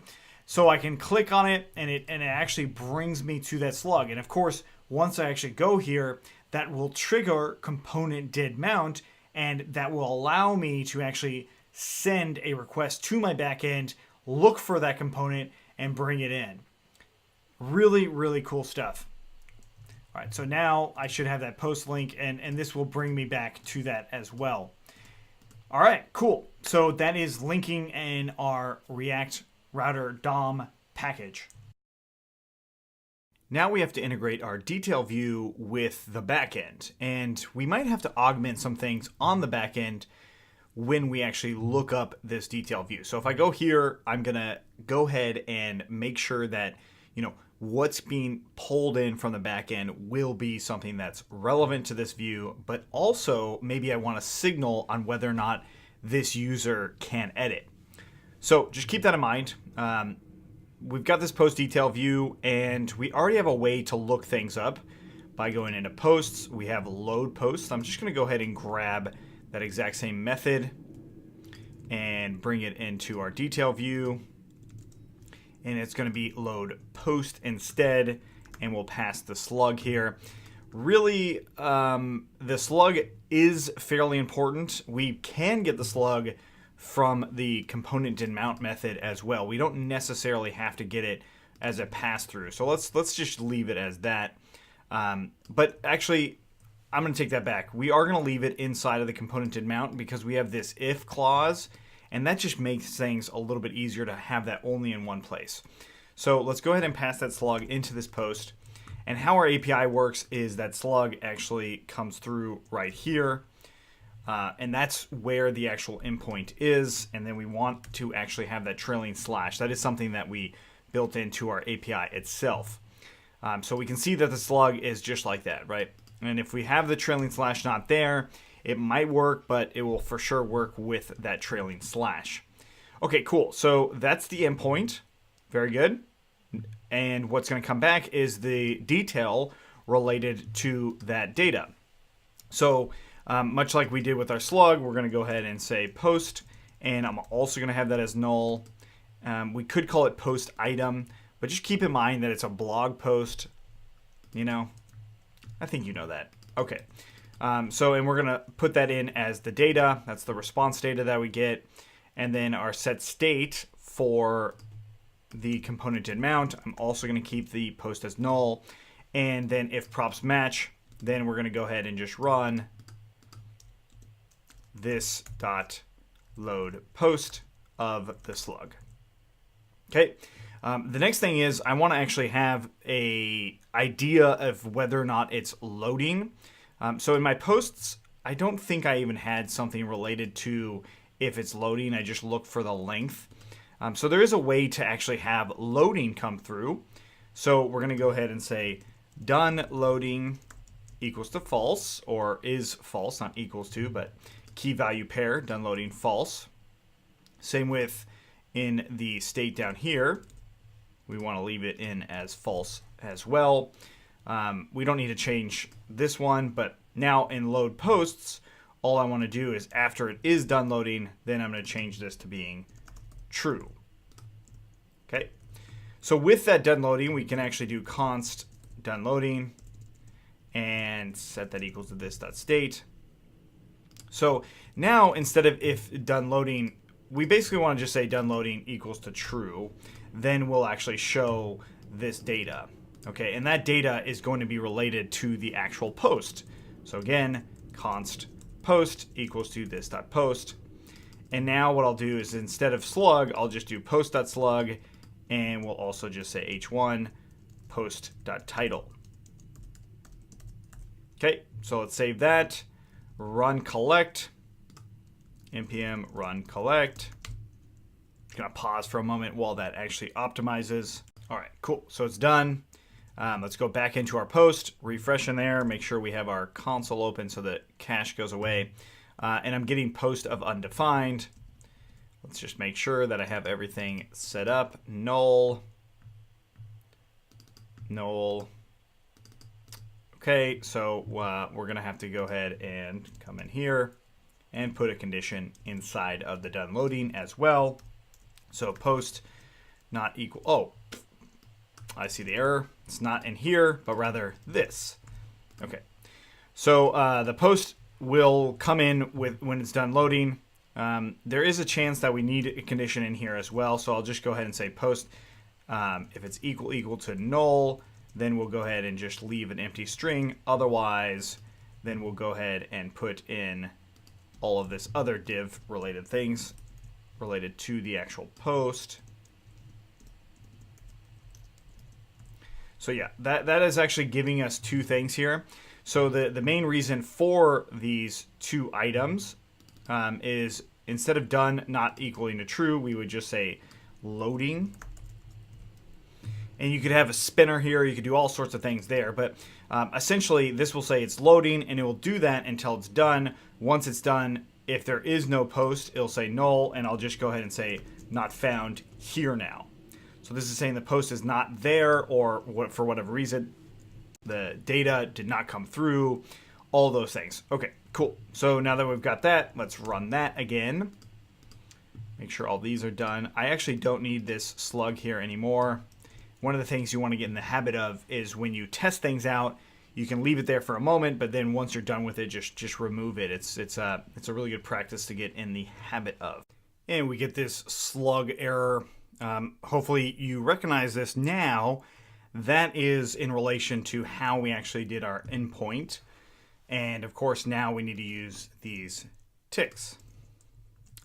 Using the ticks allows us to do this sort of string substitution. Another thing is we should probably look at how it's rendered, because it did say not found, right? It says not found. And that's peculiar because we actually didn't change done loading because the lookup was incorrect. You know, this endpoint was incorrect. So an error actually happened. The response actually came through. So perhaps it was done loading, but I just wanted to just double check. And what I'm going to do instead now is just say done loading equals to true, and then do the post equals to null, not found. Otherwise, it's loading, right? So basically, if it's true, then it'll show us the div. Otherwise, it'll show us loading. That's more accurate to what we need to do. And then whether or not the post is found, that will also come through here. So not found, it'll just be empty. Cool. Let's go ahead and run collect. All right, so that's now finished. Let's go ahead and take a look. We refresh in here, and what do you know? Another item. If I type out a different one, I get a detail of not found, right? So it's actually sending me back something, but up here is not showing me anything. Well, this should actually give us not found, but perhaps it's giving us something with our post. That's probably the reason. So what I want to do then is say if response data.detail, then we'll go ahead and change this from done loading like that. And then otherwise, then we'll set the component with that data.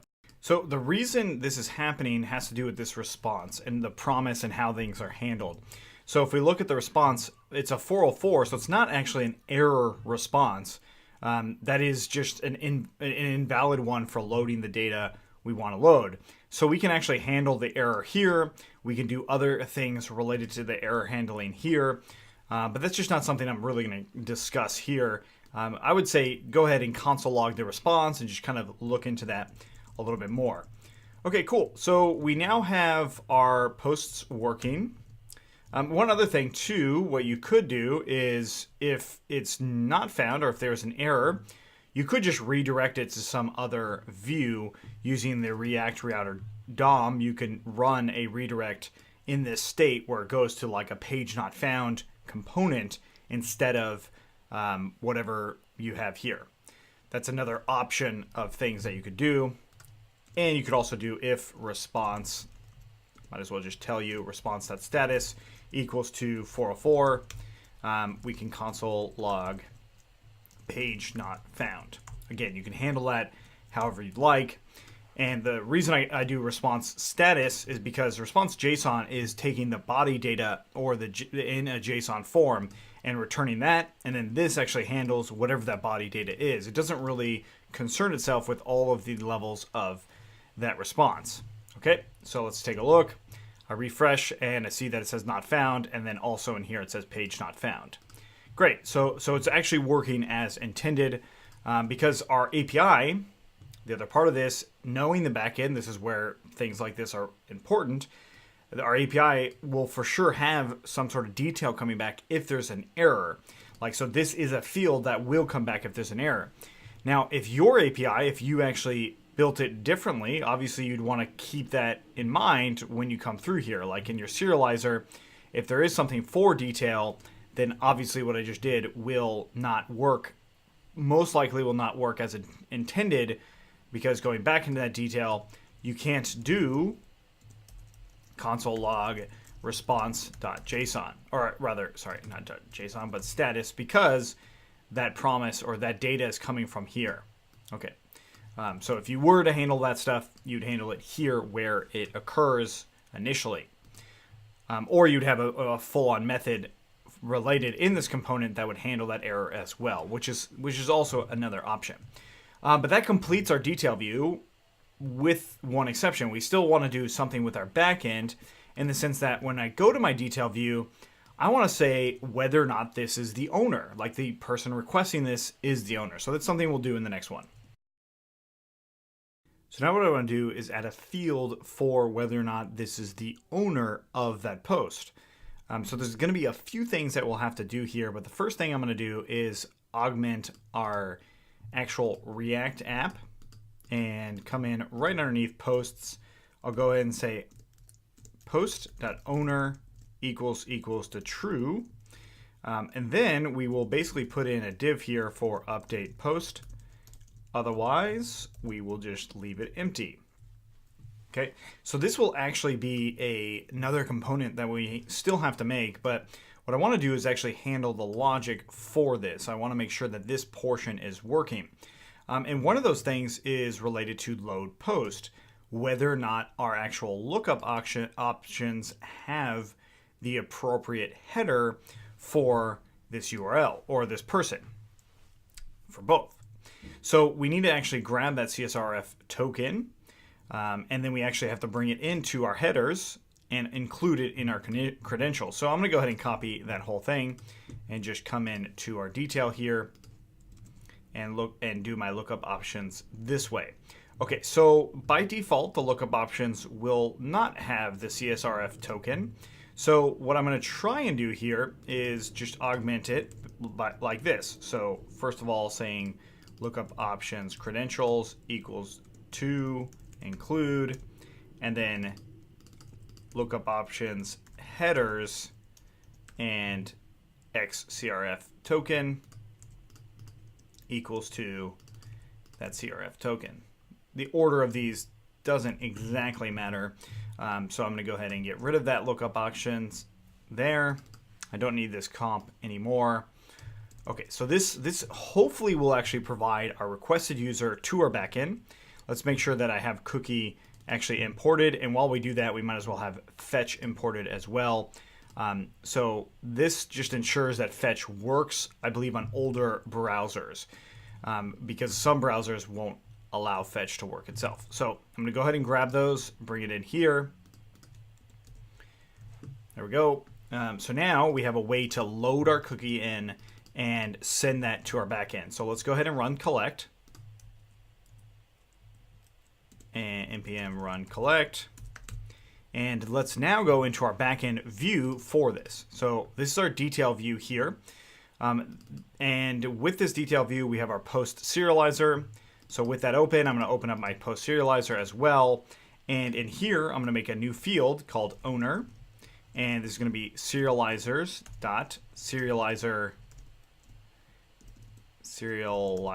method field. And we'll say read only equals to true. Okay, and then we want to bring this in here. The reason it's read only is because when you actually create a post, you don't need to know whether or not the owner is there. So we'll go ahead and say define, and this is get owner, takes in self and object, And what we need to do is find out if, well, first of all, we need to get the request item here, right? So we need to be able to use the request inside of this serializer. And we do that using something called self.context and then request. This is the only way you can do it inside of a serializer.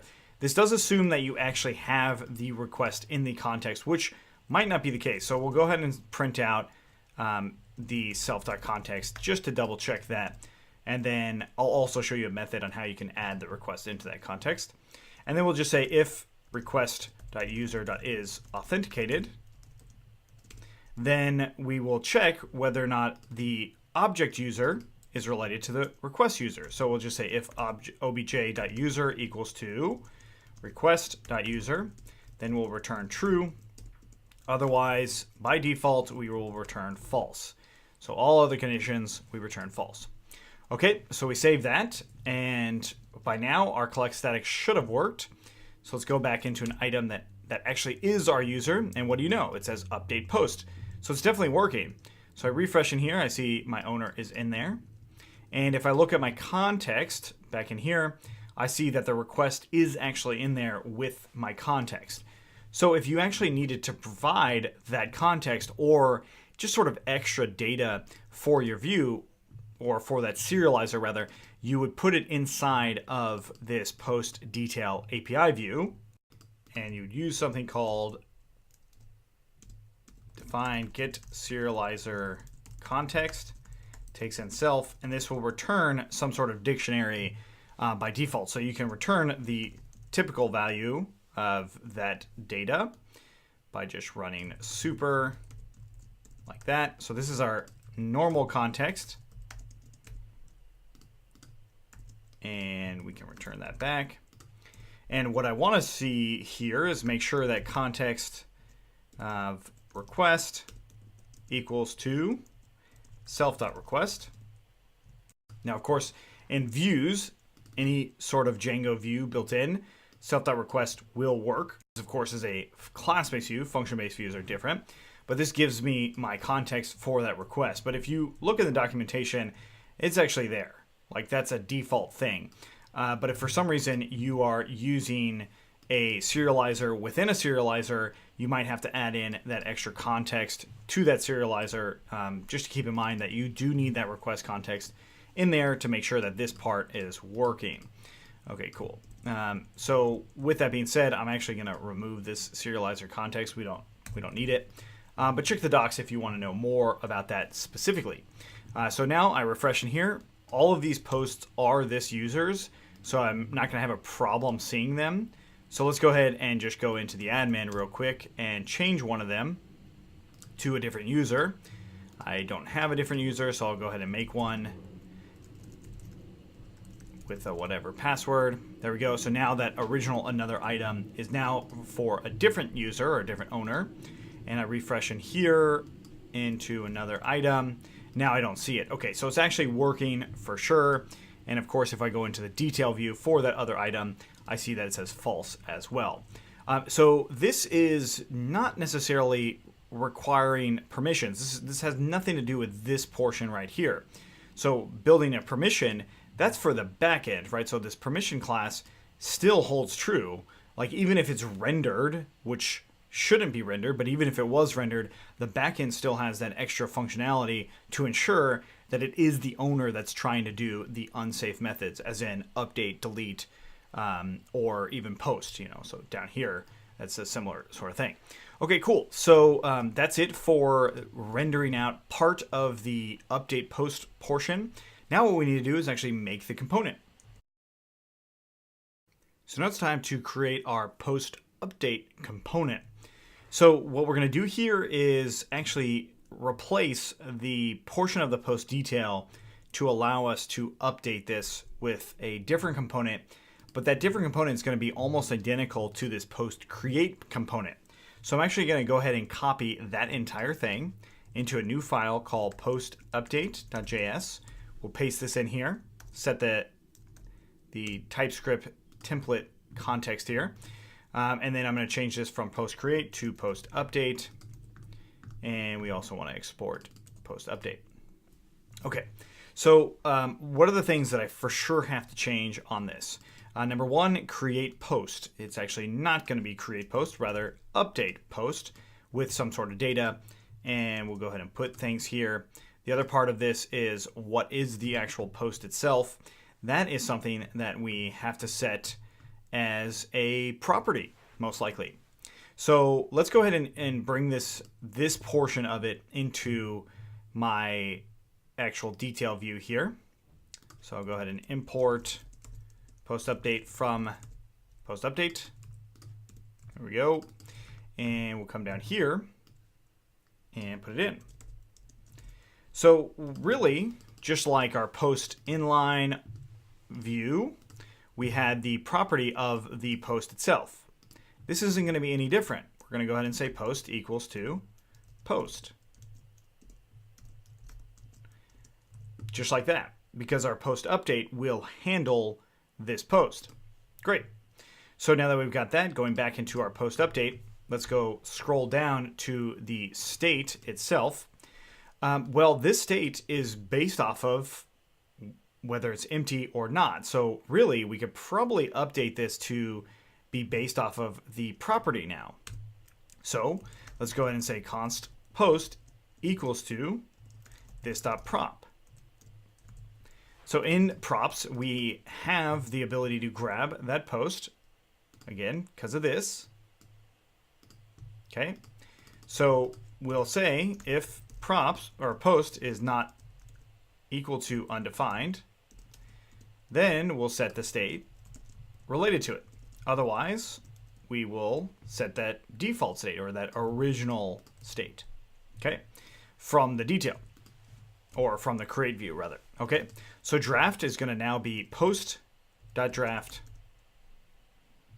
title, post.title, content, post.content, and publish date should actually be related to the date itself. So let's go ahead and do post.publish. Actually, I'm not positive if this part is going to work, but it probably will. If it doesn't, then we will adjust it. Okay, so this is componented mount. So this will preset the values inside of that form, right? Cool. So let's go ahead and run collect again, and we'll take a look at this in just a moment. Let's make sure that no errors actually happened yet. Errors are likely to happen eventually, but no errors, because we're coming from something that already has existed. Okay, so since we have the prop method, since we have the ability to see this, I'm actually going to go ahead and bring it into my update post as well. And just like what we did with the detail, the endpoint is going to be related to that post, and it's $post.slug. Okay. Now the reason that I am doing it this way versus what we've seen before is actually how we're going to actually update our post. Meaning I'm not passing in the slug as update post itself. I will go off of the property of that post itself. Okay, cool. So I now have a way to update things. This goes to the end. We have a put method here, and then we have some data that we're going to be passing. What is that data going to be? It's going to be on our handle submit. So we'll just say update post. All right. So the update post will go to that data, and more than likely, we won't actually be changing the slug here. It will just be the title. Okay. And that, I think, is enough to actually go ahead and test it out. Let's go ahead and run npm run collect. And so now something to think about is how do we actually adapt this form to work with both post create and post update? Well, it actually happens in this handle submit method here. So what we could do while that's loading is I could say something like this, and if post is not equal to undefined, then we can update the post. Otherwise, we could create the post. But of course, I want to make sure that this is working first before I actually bring that create method back. But it's essentially the same exact form, right? There's not really a whole lot of things that are different. The only thing that's different is that we pre-fill things, and then what endpoint that we actually send it to. So we actually don't need two components for this. But again, for testing, we might want to have two just to have some backup here. Okay, so another item, I actually can't update this because it's not owned by this user any longer. So let's go ahead and go to Tesla. Okay, so what we've got here is the form is rendering, but the content for each one is not necessarily showing up. The publish date is, draft might be, but content and post title are not actually giving us the value that we had them as. Okay, so this is most likely going to be related to our state, right? So we actually set a value for the input of the draft, and then we also set the value for publish, right? So we grabbed it here. So let's go ahead and do const and title equals to this.state, right? And then const content equals to this.state. And now let's go ahead and put in here value equals to title. And then for our text area, let's go ahead and break things down a little bit so we can see it a little better. Right underneath content, we're going to go value equals to content. Okay, and I'm going to go ahead and collect it. So content and title are null by default. If there's a post, then they won't be. They will actually be preset, or in theory, that's what they should be. And then once we save it, it should actually post it. And there we go. So we actually see our Tesla here, content, all this stuff. So I'm going to go ahead and change this title to Tesla blog post. And I'll hit save. Looks like we have a successful call here. URL. A lot of these things are coming back. This is the detail that's coming back. So if I refresh this, hopefully our page will change. And it does. So the update method actually works. So I probably don't need a cancel method, right? So cancel would, in theory, clear these things out on a post. But I actually don't need that coming through at all. So all I'm going to do here is augment the class name using those ticks. And we'll literally say $. We'll put a condition in here for those class names and say this.props.state, or rather props.post is if it's equal to undefined, then we'll add a class of d none, or rather, no, we d block if it's undefined, otherwise d none. So those are bootstrap classes. Basically saying if this post does, if there's no post on here, then we'll leave that button in there. If there is one, then we'll go ahead and get rid of it. Actually, I don't even need anything in there. I can leave it in as a string. So I'll run collect on that. Okay, cool. So far it's looking pretty good. And then the next thing is I'm going to go ahead and come into this post create again and handle submit by grabbing that create post method again and putting this in here as well. Okay, so now in our handle submit, we just go ahead and do this dot handle create post of data. All right, and then what I want to do is I don't actually need to clear the form for that update view at all, but for the create view I probably would.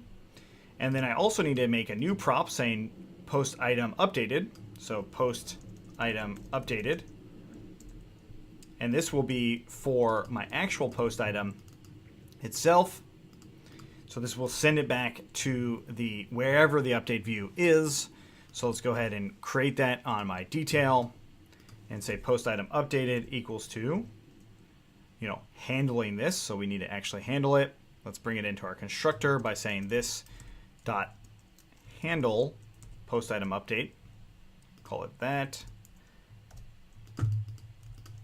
This dot handle post item update bind of this, and then handle post item updated, and we'll just go ahead and say post data or post item data, and really just do this dot set state post equals to post item data. So sending it back up the chain after it's updated. Here we go. So we save that. Let's go ahead and collect. There might be errors here. There's a good chance that there is. But while that's collecting, I'm going to go ahead and grab this post update. And what would I call this instead? Well, let's just leave it in as post update. And inside of posts, where I had post create before, I'm going to bring in post update. And where post create was, let's put that in there now. Okay, so we save that. And let's go ahead and test our changes now for the update portion. So we'll bring it back to being Tesla, and this is some better content. Notice the cancel button's no longer there. I hit save. Tesla does change. It changed right away. I refresh in there, and what do you know? So it's actually showing me these things working in conjunction with how we had it before. And now we just need to make sure that our create class is also working, because we no longer need it to be in two separate ones. It should now work just fine as one component, and we're just clever about how it actually runs. So there we go, and this is that update now. So I'll go ahead and say new content, another new item. Notice that we are still missing the cancel, which we'll worry about in a little bit. But publish date's working. Draft, I'm going to go ahead and hit save. New content, looks like it created it. There it is right there. I think these are just multiple console logs. New item contents right there. Okay, great. So I believe it also cleared out this again. So let's try testing the clearing. Another one. Another draft. We hit save. Testing the clearing. It is not clearing it out, so we will have to adjust that. But there we go. So we actually see this stuff coming through. Actually, I think I know why it's not clearing out, and that's based off of our values. So this part of it is actually clearing, but the part that's not clearing is the state. Like, we didn't reset the state as a default level. So right here, I'm gonna just go ahead and make a new component here and say default state, and just call this right here and do this default state, and then back up here where we cleared the form on the create method, we want to go back to whatever that default state was. Okay, cool. So this comp default state. All right, great. And in that default state, we could include the prop as well. Like, we could do the entire thing in there. Perhaps that makes sense. Perhaps it doesn't. I don't actually think it really matters, honestly. I think this works just fine as is. Okay, so that should clarify the create method and having that work. But having the cancel button not showing up should be indication also that it is the update portion. It's not the old create and it just seems like it's cached or something like that. It's definitely a changed form, and that changed form is most certainly working. So I'll go ahead and say another test here, new content, and save the date. There we go. It clears out. Up here, another test here is there. That's looking pretty good. The last thing is this props post equals to undefined. The undefined should be not in a string. That was just a little mix up.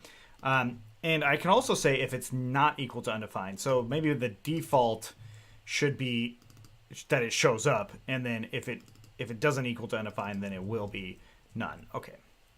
So this might be a little confusing doing something like this. So I could actually just say constant the cancel class, and we can put that same feature in here like this. So it's not inside of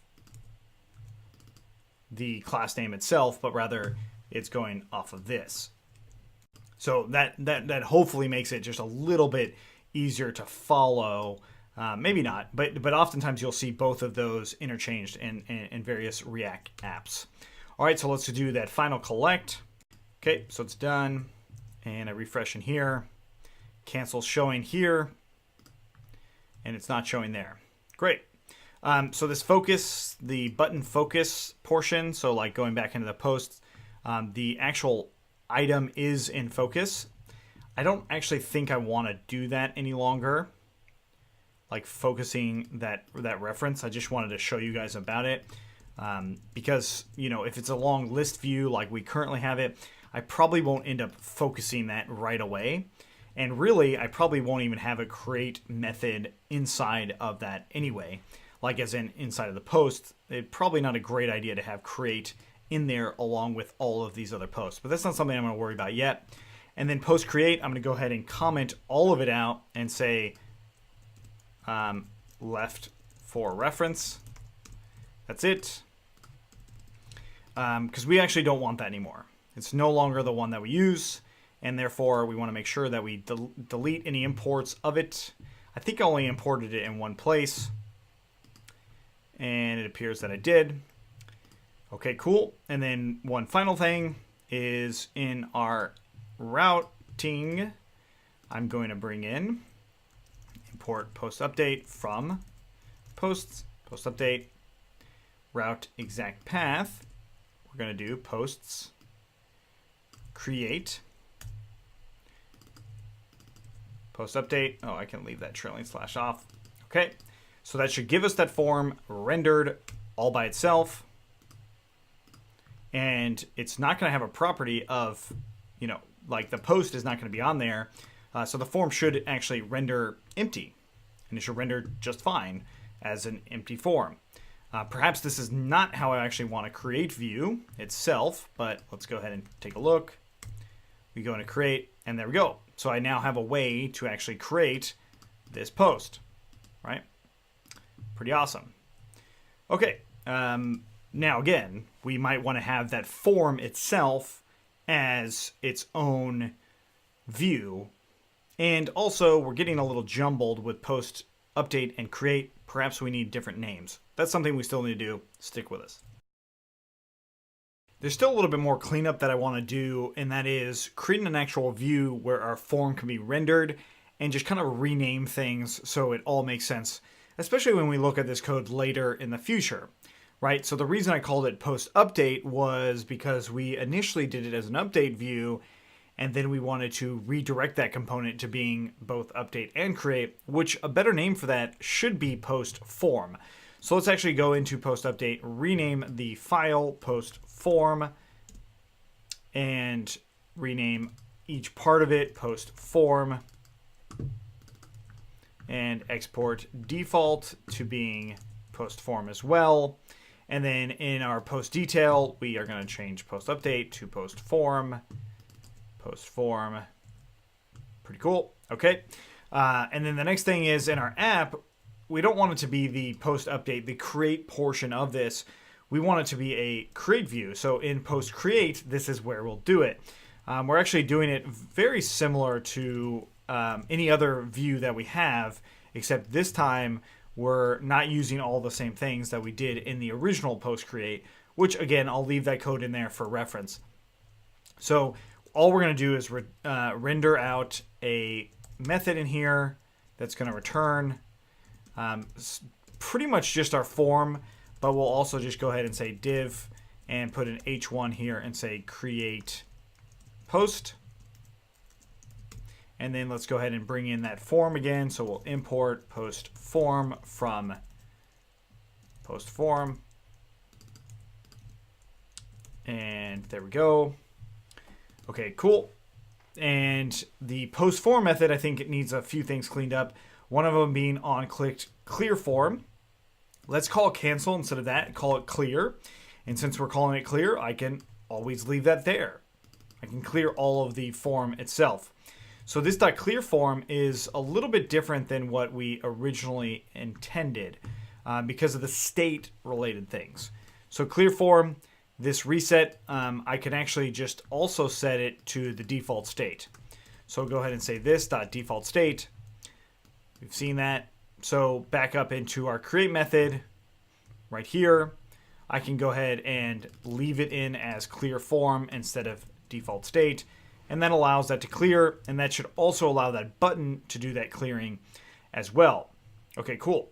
So what else can we do here in the sense of making this just a little bit more efficient? Well, let's actually have it rendered out and see what it looks like now. One of those things is in posts.js, we actually do have the update, which I'm now going to completely remove. I no longer want this post update or the post form on here at all. It just doesn't make any sense to have it on that post itself. But instead what we can have is a link for going to creating posts. So I have this toggle class, might as well go above that and make it a link. Do you remember how to make links? Well, we actually have them in the inline method, and it's this. We have them in the detail method as well. So I'm going to go ahead and copy this, go into posts, bring that in, and what is it that I want it to go to? Well, the detail view gives us a better idea of how we want things to look, so I'll go ahead and copy that. And instead of toggle class, of course, what we would use is instead post create, and this should be create post. There we go. So we now have a way to actually create our post, and you know what? We might as well have this in our detail as well, because you might want to create a post in the detail view. It's hard to say for sure, but maybe you do, maybe you don't. And this is also where we can start to think about navigation potentially. Maybe you make something that's specifically for navigation, like its own nav component, which probably wouldn't live in the posts, directory. You'd probably be in a completely different one, but you might consider using some sort of navigation in here beyond what I'm doing here with these links. Okay, so it gave me an error about this build, and that's post update, which we just fixed because we had to remove it from the import because it just no longer exists. Okay, cool. So we now have a way to create it. This create post should, in theory, come off of this CSRF token, or what would be better is that our backend gives us data about what's going on, right? So when we load this post, much like our detail had its owner, there's nothing wrong with having our backend load post have something related to the requested user as well, just signaling to us whether or not they are authenticated, and if they are authenticated, can they post? Something like that. That could be in this API lookup. Now, it doesn't necessarily have to be, and in the long run, you would probably have an entire component that's dedicated to getting data about your user, so you can do other things in different components. So that's something we'll do shortly, or actually in the next one, because that's kind of a big thing that we need to do. Okay, so it looks like I'm still cannot find posts update. So let's find all the places where post update might be. I think it might be in the app, and it is. There we go. So let's change this to post create. There we go. Let's run collect again, and just make sure it's not anywhere else. Now, look how simple this view is. Actually, a lot of times, that's what you're going to end up doing. You're going to have a very simple view that is just one component, and we probably could make our post form component more simple as well, as in changing the methods, putting those somewhere else. There still are things that we can do to improve this, because it is a fairly large one at this point, where you want to make sure your components are fairly narrow in scope. But this one, in many cases, has extra code that we don't end up really using, like this clear form refs. I don't think we use that at all. So we could start to get rid of things as well to make that better. But I'm going to leave those things in. And then I'm missing an export default. Look at how nice this is. It tells me what's missing, right? It's not in post create. So we can say export default post create here. We can put it at the bottom, at the end of it. That's actually becoming convention because there's other things you can do there, or you could do it like that. So I would leave it like this if I was you. Okay, last collect. Okay, it's collected. It's refreshing here. Now I have a link up here for create post. It's no longer at the bottom. I hit create post, and what do you know? I can actually go there and I can clear things out, right? Awesome. In my actual create post method, I can go back to the other posts. Obviously, these classes aren't great. I probably need to change that. But I can also clear out this form now. Right? So if I wanted to, I could clear it out. This isn't great, but it is something that you might end up doing on any given post. No idea why, but it does work. Okay, cool. So now that we've got this, let's do a couple things with our main list view here. One of them being a little bit more information about our user, whether or not we want to even render this create post item. And then another thing being the ability to load additional posts, otherwise known as pagination. That's something we'll do in the next one. So now what we want to do is update our Django API to allow for pagination. Now what pagination is going to show us is that we can load more posts inside of our actual component for all the posts. So part of the reason I moved the create post to its own view is so at the bottom of these posts, I could have a button there that says load more. This is sort of like an infinite loading, but we're actually not going to implement the continuous scroll for the infinite loading. That just is a little bit more complicated than what I'm about to do, but at the very least, if we set up our backend, doing that infinite loading kind of idea is a lot more possible. Okay, so let's go ahead and jump into our post detail API view here. We need to make a pagination item. So at first, I'm going to go ahead and put the pagination inside of this view class, just so we don't have to jump back and forth between files, but then I'll put it into its own file as well. So pagination from the REST framework, and then we're going to call this post pagination. You don't actually have to call it post pagination necessarily. You could call it something like page number pagination or custom, but I'll just call it post. Okay, cool. So it's going to be pagination.page number pagination, not post, but just page number pagination. So it's inheriting from a default class that is our page. So how many results do we actually want to have? So page size, what size do we want it to be? Like how many items in there? You call it page size because that's the default. It's based off of page size number. And then page size query param, we're going to say size. And then max page size being how many items at maximum can you query at one time. So this also means that we will have multiple pages, right? It's not like it's going to be just one page. So let's go ahead and take a look. And all we need to do here is pagination class equals to that pagination class that we just created. Okay, so we save that. Let's take a look at the API itself. And this is the detail. Oops, wrong one. Let's not put it there. Let's put it in our list create view. Save that, refresh, and there we go. Okay, so now it's showing us how this actually works, right? So it's giving us a result count. Like that's the total number of results that are showing up. There's actually 14 results in total, which is pretty cool. So that actually gives us some things that we can do on the front end that makes this perhaps a little bit more user-friendly, perhaps not. There's also a next URL, right? So if I scroll down, there should only be 5 items here. So there's 1, 2, 3, 4, 5, right? So that's where the pagination, this is coming through. And then as far as size is concerned, if I said and size equals to 20, it should give me all of them. And it does, right? So it actually has all of them, literally all of them. There's no next, no previous. Pretty cool. So that's allowing me to have my backend work in a little bit different of a way. But there's something that you might want to augment right here. Now, this is something that you may do, you may not do.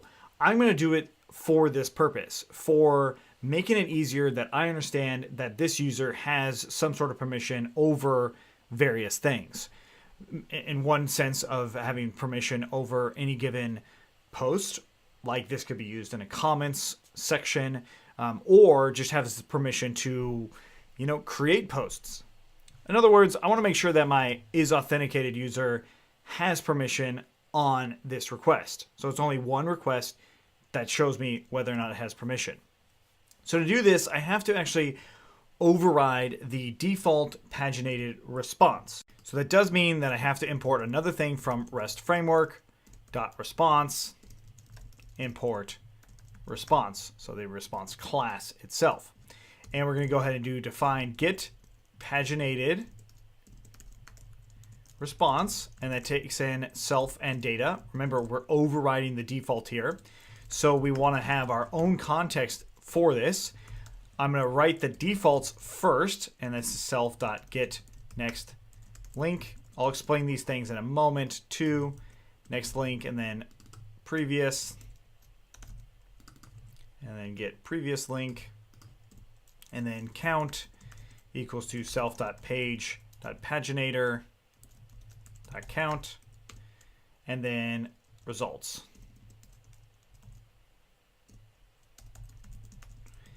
Is data. Okay, so that's the context, and then we can return the response of that context. Okay, so we refresh in here. Notice these things kind of reorganized just a little bit. And then if we try size being 20, it still works. Okay, cool. So it's not overriding the query set. It's not doing any of that. It's literally overriding how we respond to things. So what we can do is make another piece of this context that signals if it's an author. This has nothing to do with permissions. It's just literally allowing our front end to consume one endpoint and get some data about the user that's logged in or not logged in. So all I'm going to say is author equals to false. And then then we'll say user equals to self.request.user. And then we'll say if user.is authenticated, author equals to true. And then we put the author clause in here. I'm actually going to put it above the results. We'll save that, and we'll refresh in here, and we got author is true. And of course, if I am not authenticated, it'll say author is false. That's it. Yes, you could put more permissions in here. Or not permissions, but rather more signals for what this user can actually do. I wouldn't recommend putting too many things in here, because really, this is just trying to make it simple on us without having to build a whole other endpoint that React would, or our front end would consume. Instead, I'm just augmenting a little bit about this one particular endpoint. And it still has nothing to do with permissions. So a pagination class is not a permission class.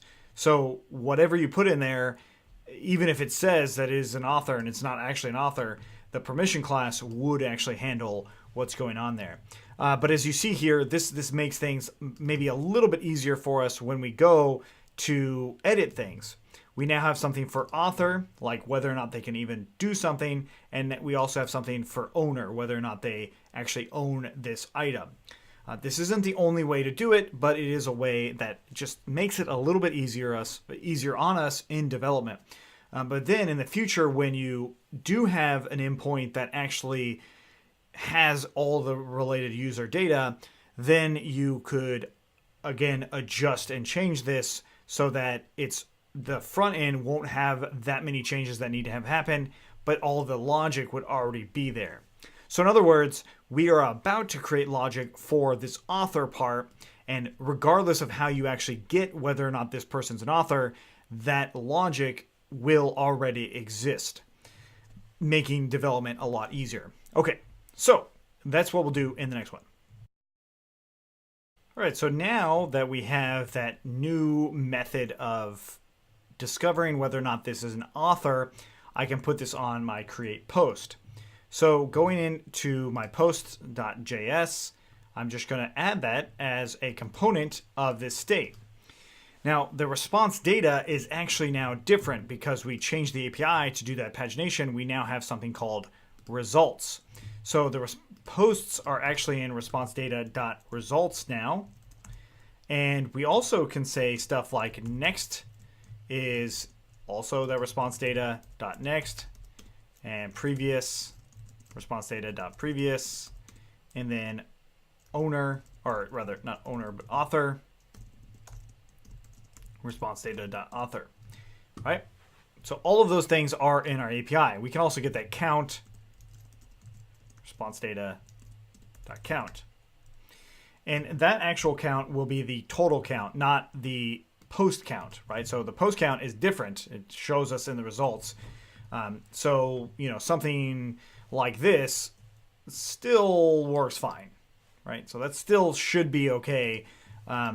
Maybe we'd want to change it, maybe not. But okay, so now that I've got this, I've got a few new items that I also want to make sure that are in my state. So posts already in there. Next, we're just going to say null, previous null, author false, and count 0. Okay. I know what those data types are, so that's why I'm able to do it this way. I'm going to just tab these back and then tab them all together. And I'm also going to move this back into the constructor. Just leave it like that. Just get in that habit. Okay, so the state itself, I also want to have those things down there. I don't think I need to do a whole lot beyond that. Okay, cool. So now this should work just fine. It should give us all the same data back.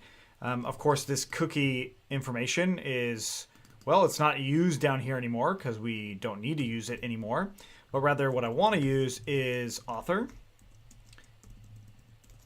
And put that equal to this dot state. And quite literally, if author equals to true, then we will show that link. Otherwise, it'll just be nothing. And I'm also going to add a class name on here. So class name equals to margin right 2.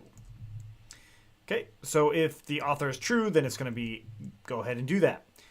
The form and detail view, we might have something similar for the actual create post method. But in this case, I have owner. So perhaps I can just go off of that. Or perhaps I put author in here too. I'm not really that concerned with doing too much of that. So I'm just going to keep it in as owner. Just to make my life a little easier and not having to, augment the backend again. This is just a convenience method. You could probably put it in the create view too, like if they even have permission to do this, maybe run some things in there. But then it starts to get a little bit tedious. And again, that's where we might end up building an entire component that would handle all of those things. I'm not going to worry about that right now. Okay, cool. So now that I've got this, I have the ability to have a link show up if the author is there. And I also have the ability to look up URLs in a little bit of a different way. So this is the last sort of cool piece of this, and that is how our posts are rendered. So what I'm going to do is I'll say let current posts equal to this comp dot state dot posts.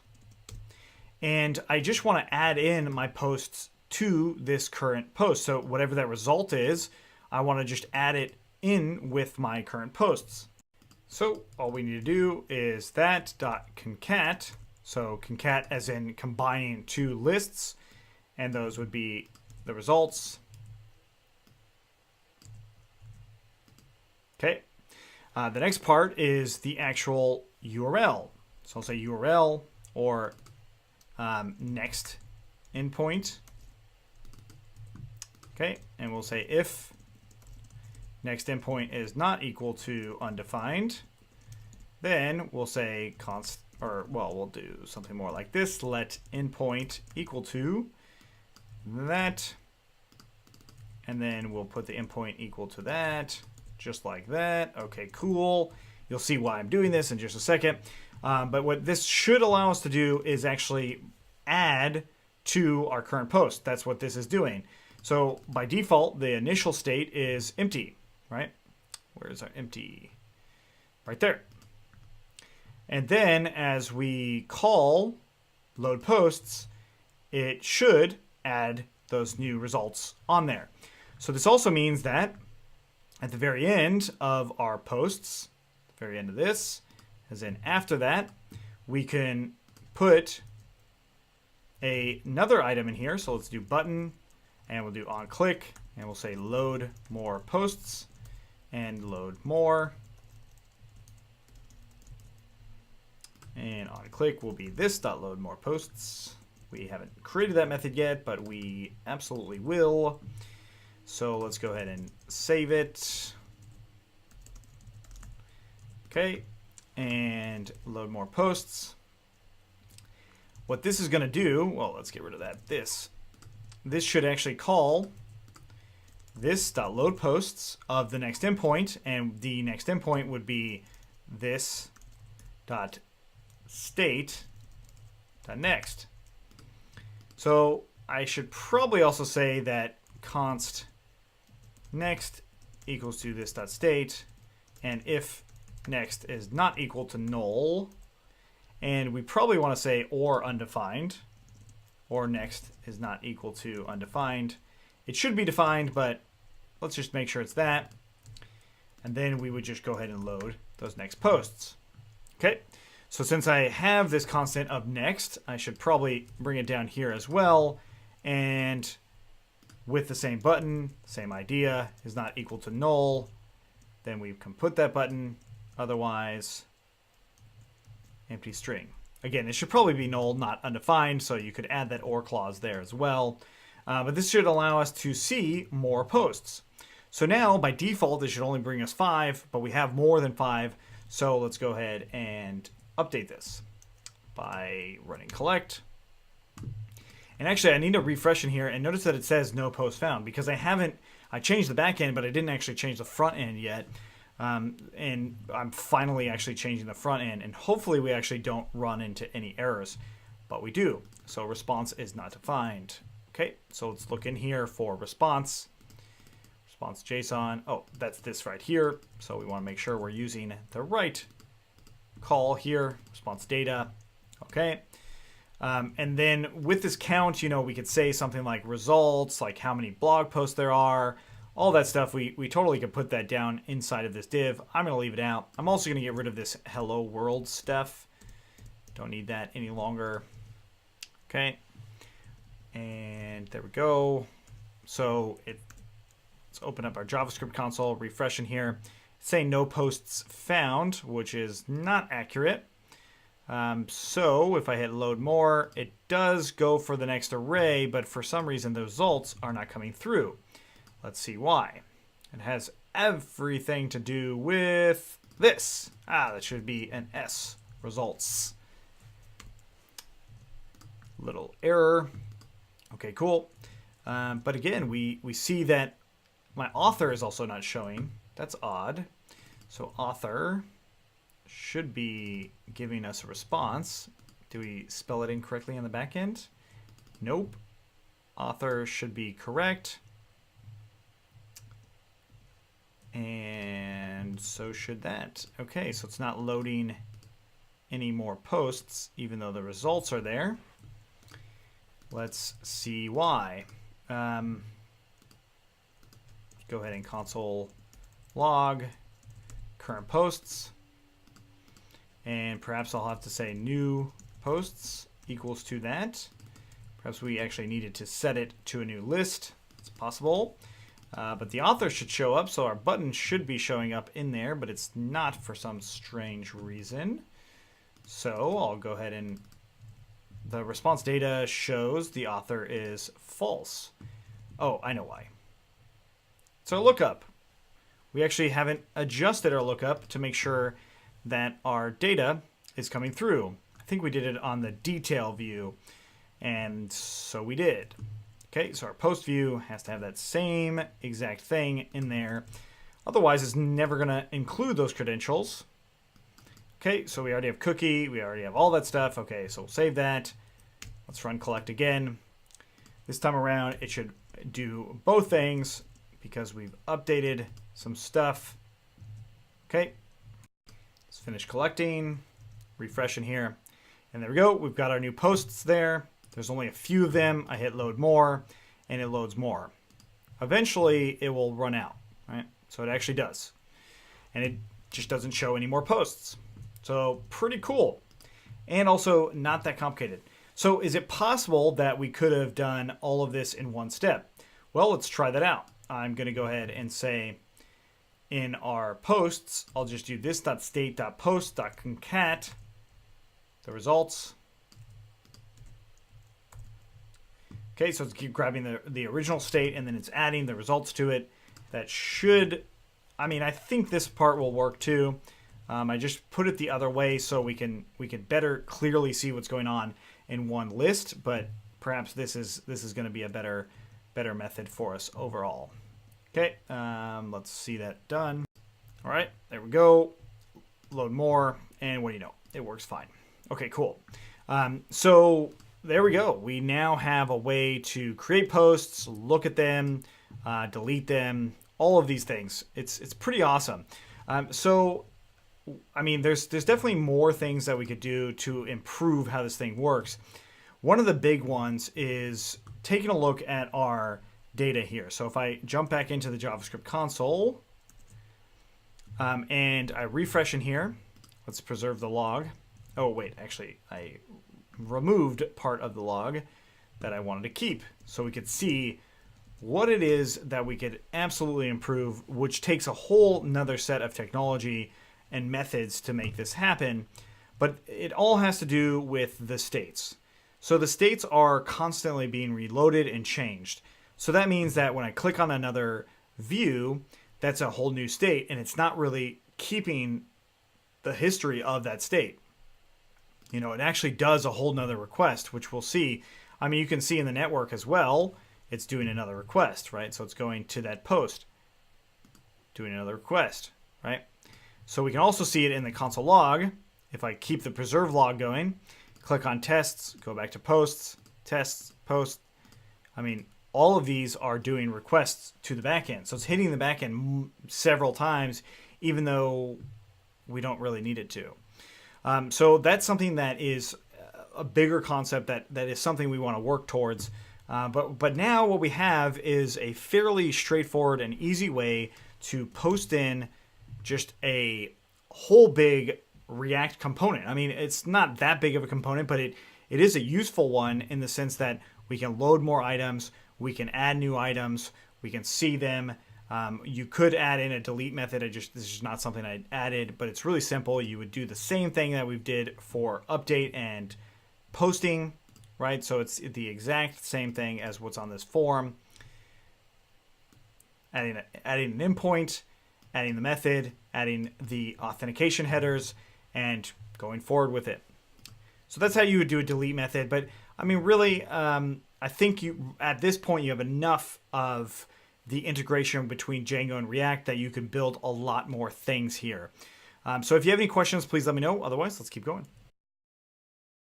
Hey, thanks so much for watching. Hopefully you got a lot out of this on integrating a React app with Django.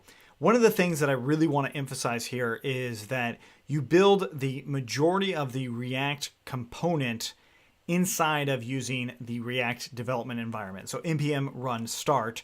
You want to keep that going. You want to do that before you start the integration process with Django. And then once you do the integration process with Django, do the method we created, which was npm run collect.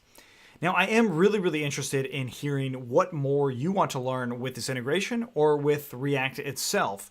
I think there's a lot of really cool things that we can do with React, and I want to hear what you guys are looking for.